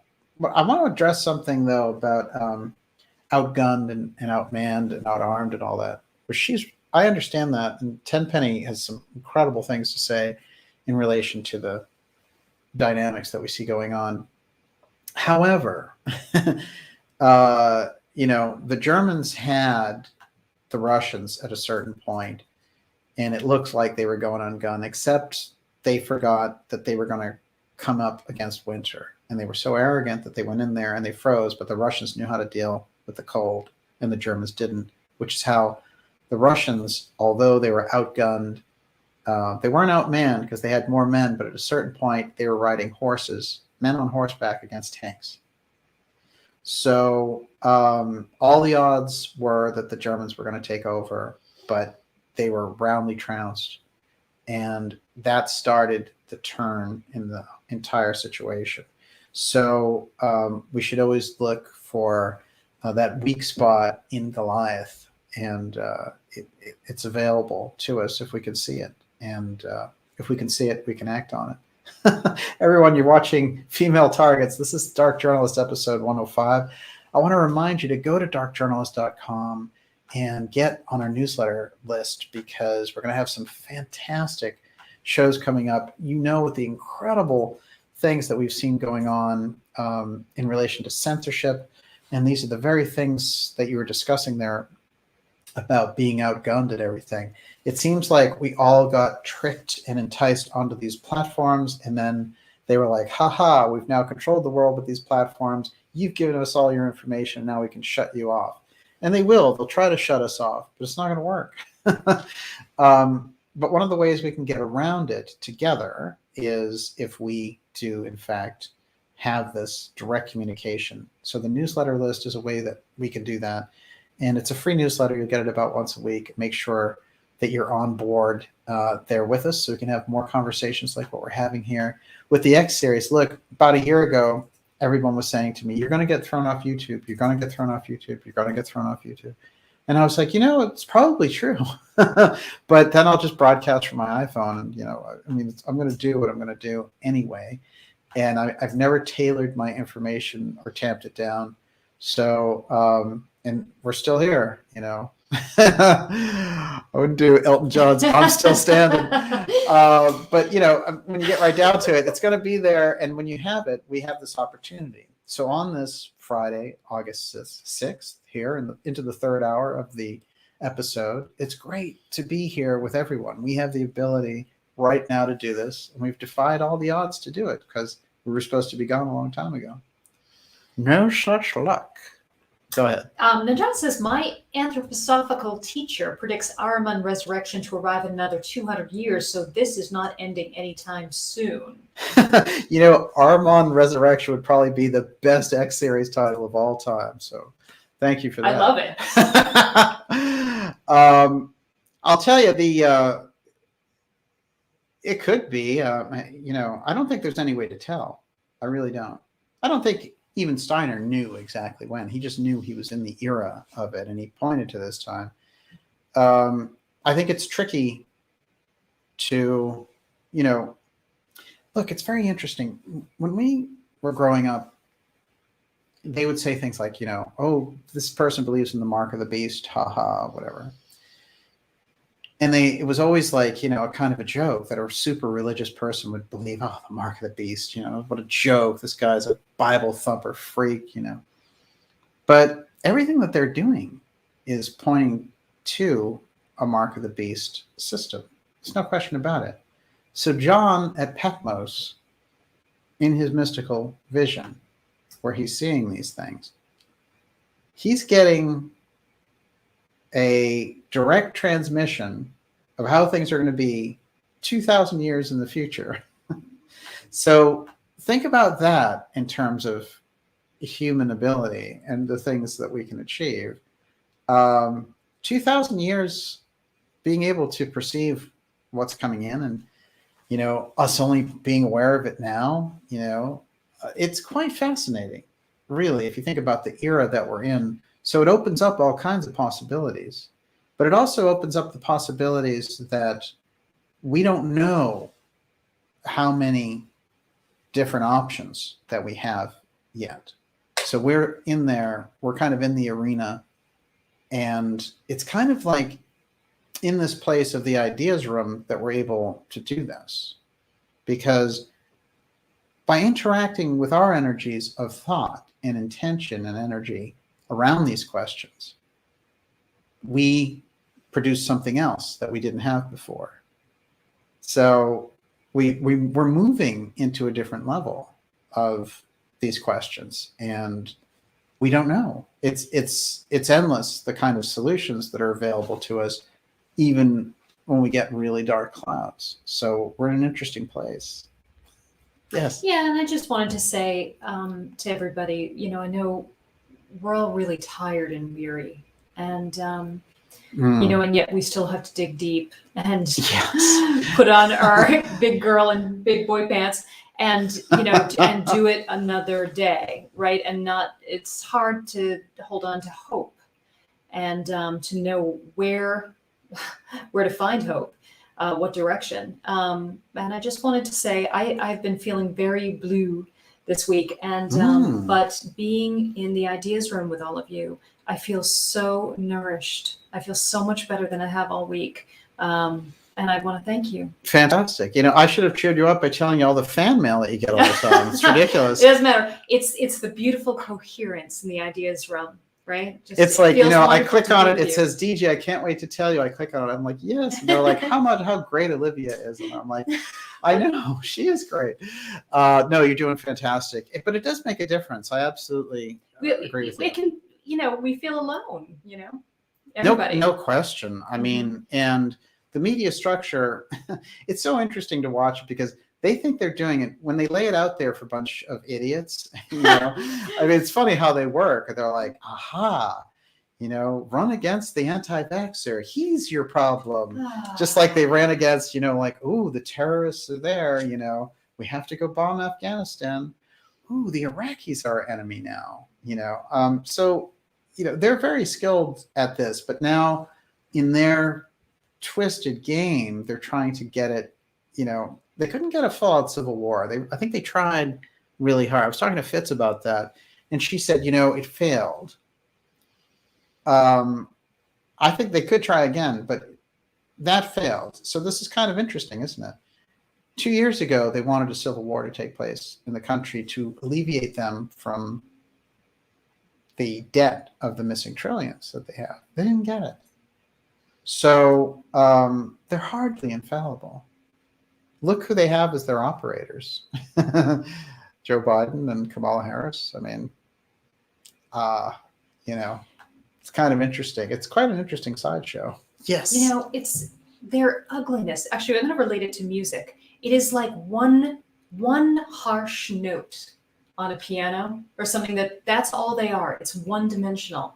The more we dig in, we are growing in leaps and bounds, and it's creating a symphony of higher emotions and depth and beauty within us. They're doing us a favor, the soul growth that's happening right now. Truly, I don't like it. I would rather I'd like things to be a little lighter and easier. Yes. But in truth, if we rise to the challenge, it is a symphony of humankind and of love and higher emotions and compassion and brotherhood that is being born here, globally. We need what we've been talking about is a solidarity of humanity, a global solidarity. Once we are together, that's it, we win. I'm not sure what it's going to take, but it has to start in the heart. That's where we're at. When we get, they want to keep us in our minds, locked in our minds, hating them or fearing them, but if we shift down to the heart, it's like, that's where all the courage is, where we can face everything. No question. Wow. I do. I think of it as, I mean, it's the great example of King George overplaying his hand, sabotaging the colonies, going after their leaders and everything else. What did he get out of it? He got the American Revolution, where they really sent him back over. And, it is that overreach of the tyrants which has that potential to really tie them up. And this is the incredible period that we're in.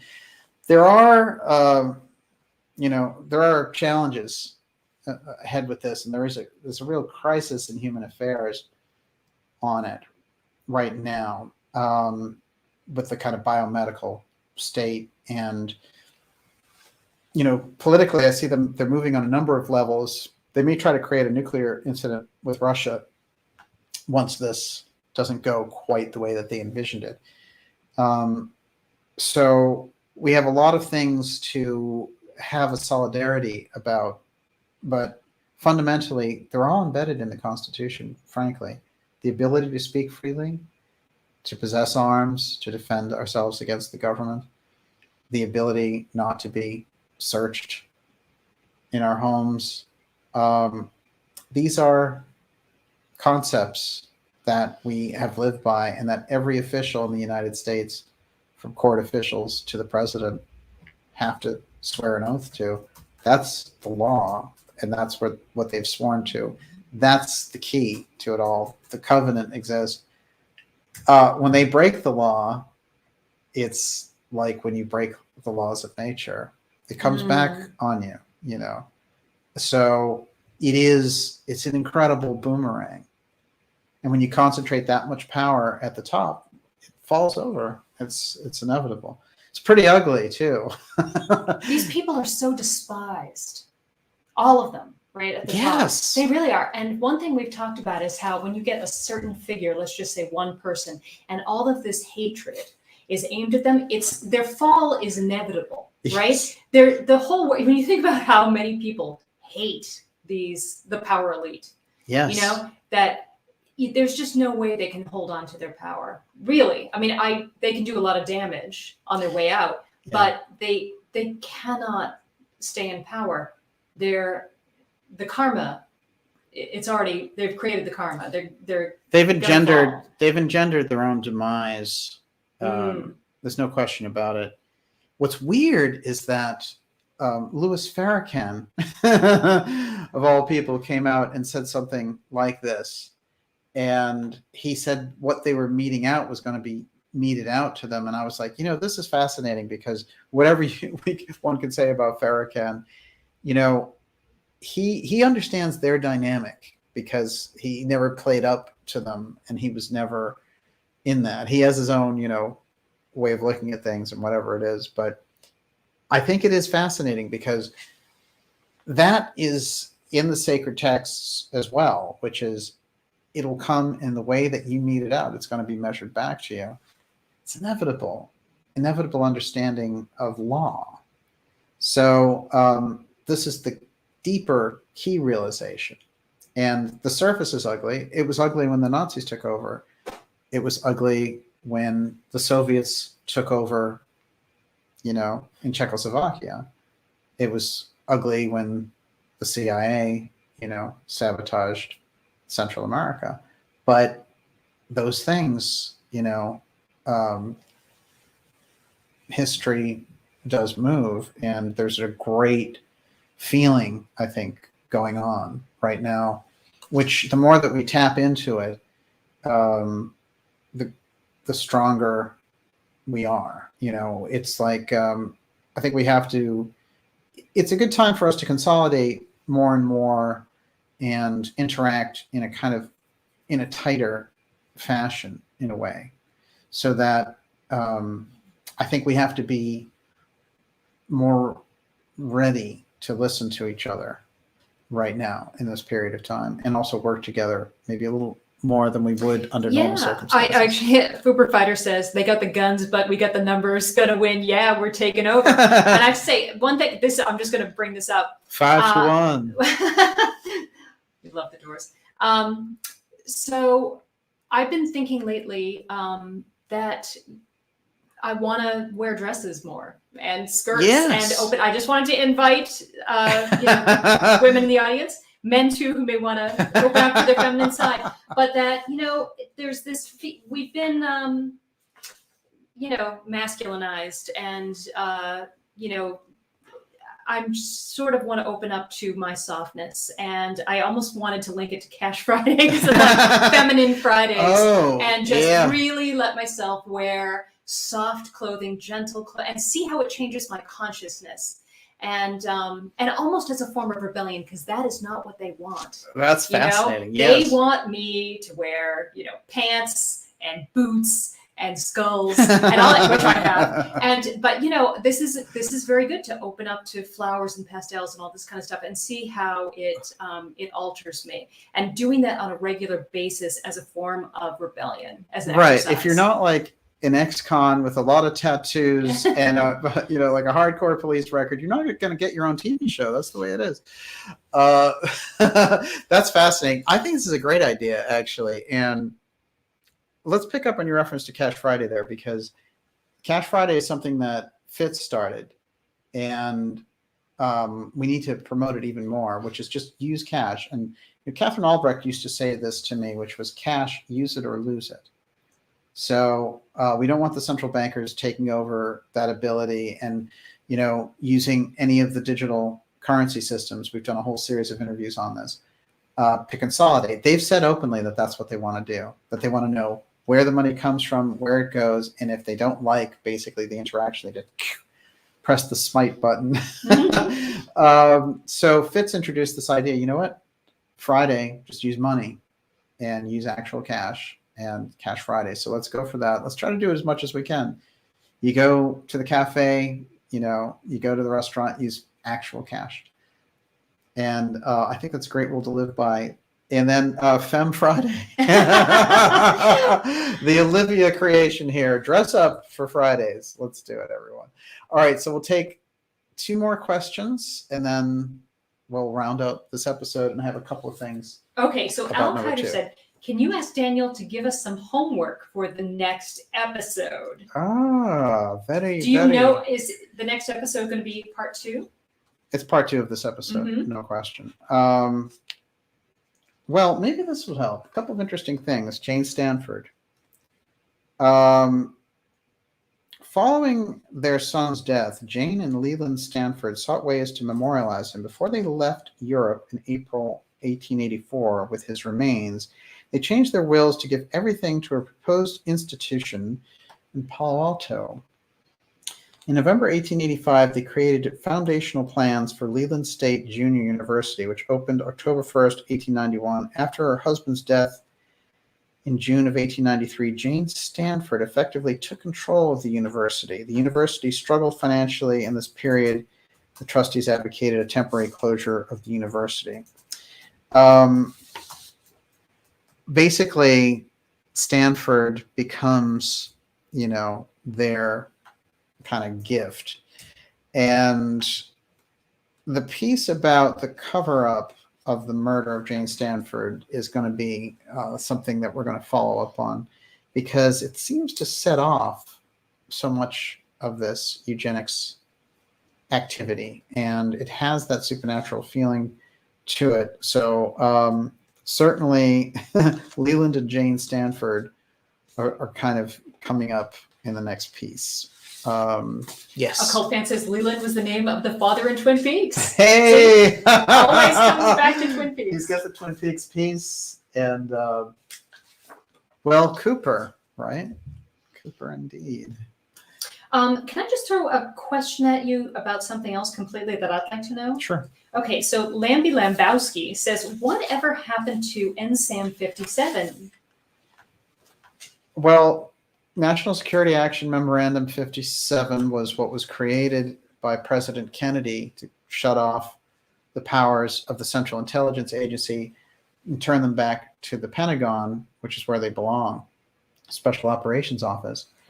And when he went to do it, they wouldn't implement it at the time, and he was assassinated, and it never got done. It was just hanging out there, but it was a presidential memorandum that was never enacted. So President Trump, 57, and he, we did a series of episodes on it. While he was still in office, he enacted it, and he stripped, starting in January of 2021, the ability of the CIA to have any of that military support for their covert missions. That all went back to the Defense Department, the DoD. There was a huge battle underneath the scenes there, and when Trump activated it, he showed that he was coming from a totally different place, and that he understood. Somebody put that in his ear, or he knew it, but it's such an earthquake. I can't even describe it to you. What they've done to NSAM 57 since Trump enacted it, I'm sure logistically, it could have been a symbolic move on Trump's part, in that he knew if he wasn't in office, he wasn't going to be able to enforce it. So I think that they've put it back into the same state it was in before President Trump activated it. I think it's hanging there in midair, and I think that they have slowly tiptoed around it and moved personnel around and all the rest. But there's no, there's no signs of NSAM 57, being on the policy table. So they've done something behind the boards there. My guess is they ignored it because Trump wasn't going to be in power. But it seems like the Trump populism side, and the moves of governors in Texas and Florida and stuff like that is rolling. Like, that's what's on the rise. If you want to know what's on the rise, besides inflation, it's that, because the Biden administration and their numbers and their push and their misunderstanding of the situation, and him constantly mistaking things and forgetting where he is, and the incredibly unpopular vice president that they selected to satisfy different groups, that's not a winning formula. The only way that they can win these elections coming up is by taking them. And what they're setting up, interestingly enough, is this thing about, the Russians are hacking our elections. Look for them to try to avoid, on the Democratic side, a huge loss in 2022. And some Republicans, you could take them like Mitch McConnell or whatever. What we're looking for are good Democrats, good Republicans, and good Libertarians. But look for this thing not to want to get its key people out by claiming, the Russians hacked us. We need sanctions, and maybe we even need to get into a shooting war with them. That's their next kind of piece to keep us off balance. So those are the types of things I would look for. But in terms of National Security Action Memorandum 57, it's on the books there at the Kennedy Library, if anyone wants to see it. NSAM 55, 56, but 57 is the hardcore one. And, presidential memorandum that he wrote out, it's part of the official record. And what happens with the presidential memorandum, it becomes active in the government. So once Trump enacted it, legally, it's there, but I'm sure that they have sidestepped it. Wow. Yeah. And that was a fantastic episode. Yes.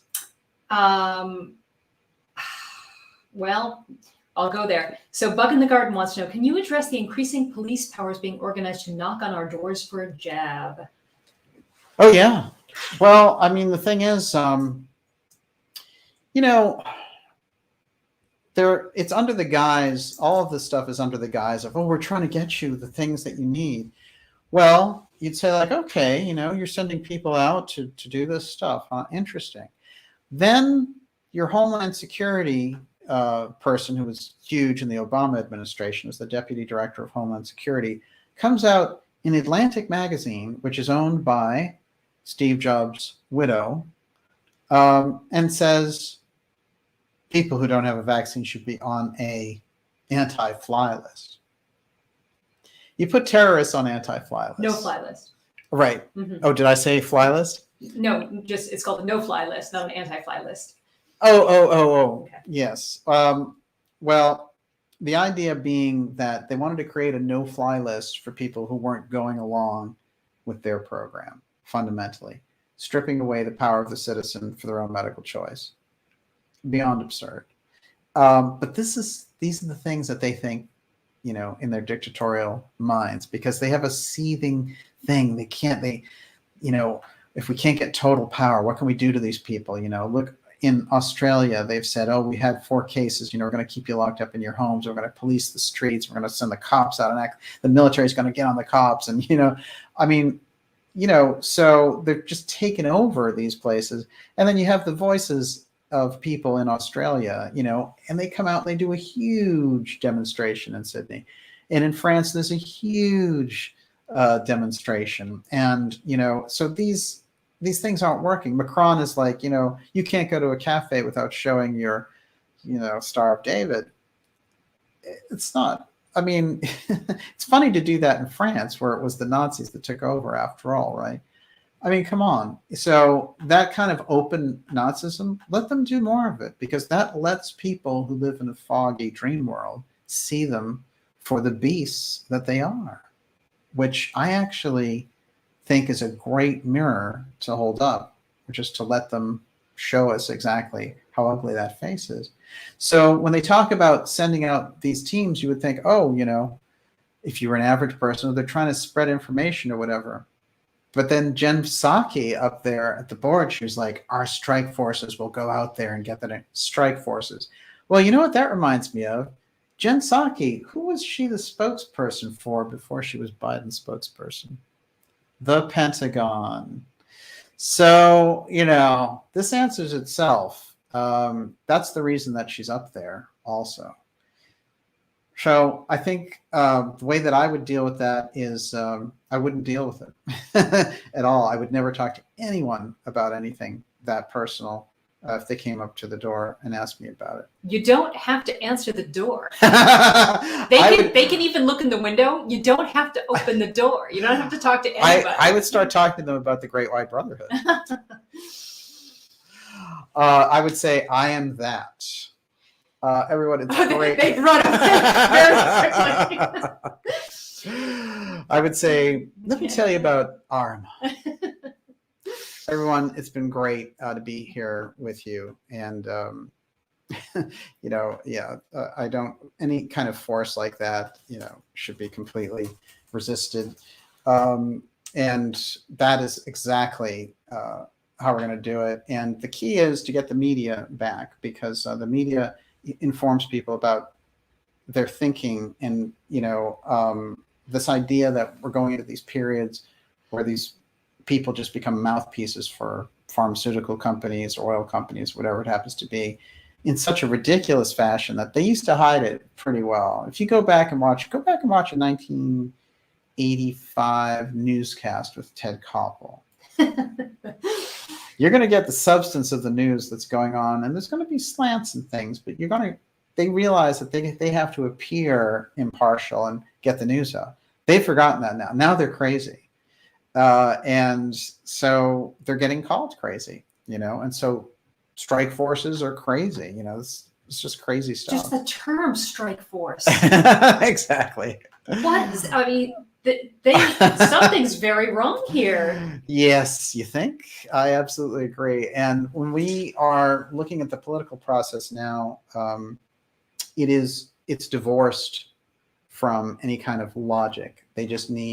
They're under pressure to parrot this system. And if they don't go along with it, then, you know, the wrath of God upon them. But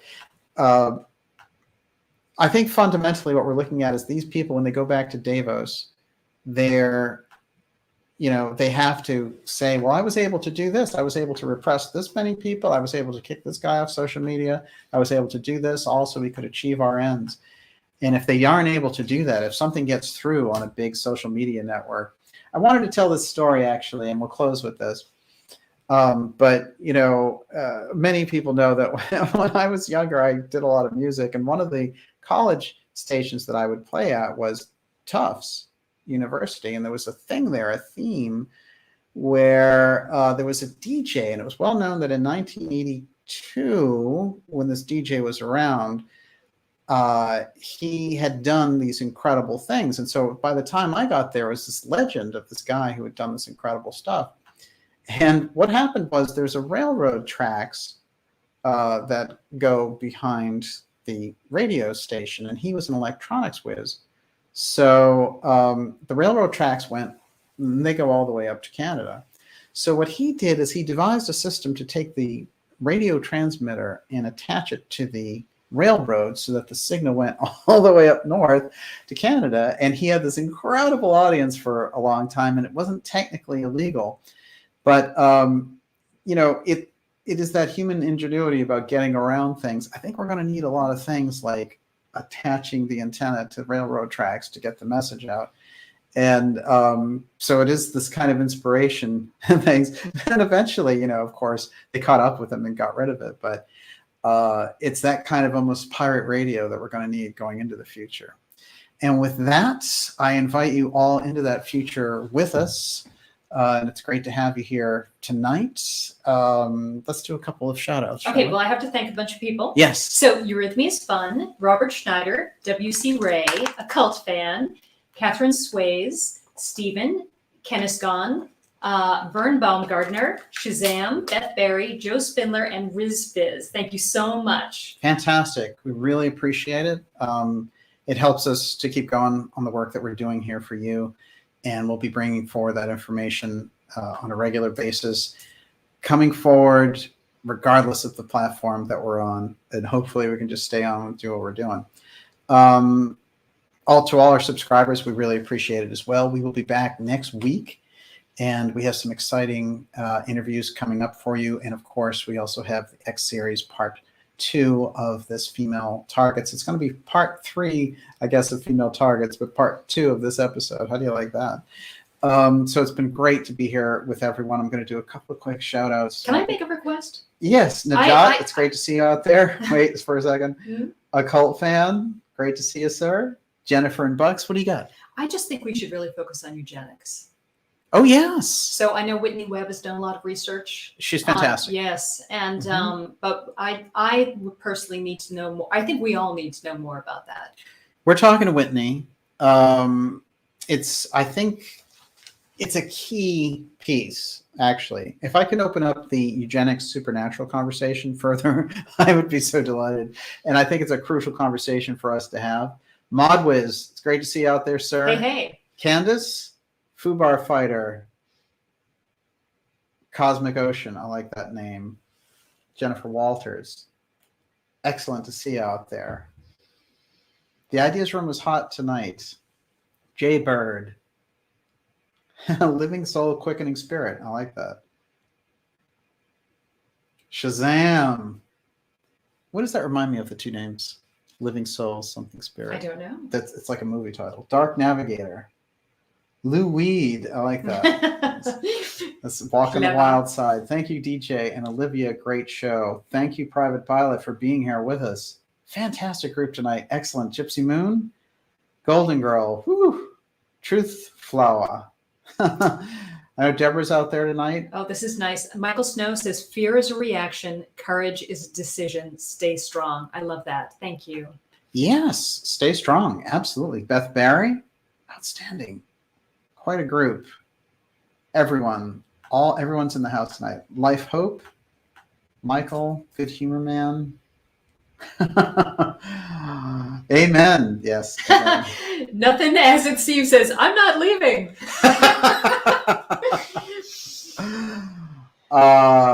Jennifer and Bucks, fantastic. We will see you all next week, and thanks so much for being here. I'll do a couple more. Jennifer Walters, Kate, if you're watching, it's great to have you. Dan Guzman, Alien Scientist, good to see you, sir. Old as dirt. Golden Girl, woo! All right. Unconscious Zone, the man, the myth, he is there. Michael Golpe, it's great to see you. Thank you very much. Scarlet Fire, wow, excellent. We will see you all next week. Thank you so much for being with us and being us, of course, astrally. We will see you. Have a great weekend. And it's hot here in Boston. I don't know if it's hot where you are, but try to enjoy what's left of this month, because, we know what happens when the fall hits. Mm-hmm. The temperature drops, but we love the fall around here. Kontiki Man, great to see you, sir. Have a great evening, everyone, and we'll see you next week. Okay, thanks, everybody. God bless. Miss Olivia, anything else? Actually, I'm not on Twitter anymore, but if you decide to go for Femme Fridays, hashtag Femme Fridays. Femme Fridays. How do you spell femme, though? Well, it would be F-E-M-M-E. Fridays, right? I like it, with Cash Fridays. We'll double up. Share your pictures. Hey. Actually, we should really do this on Instagram, but on DJ's Twitter. I don't do anything on Instagram. I put up Rudolph Steiner quotes. Everyone else is like, look, my cat has like a rabbit's foot. Yeah, but I absolutely look. Cash Fridays, you're on. Femme Fridays.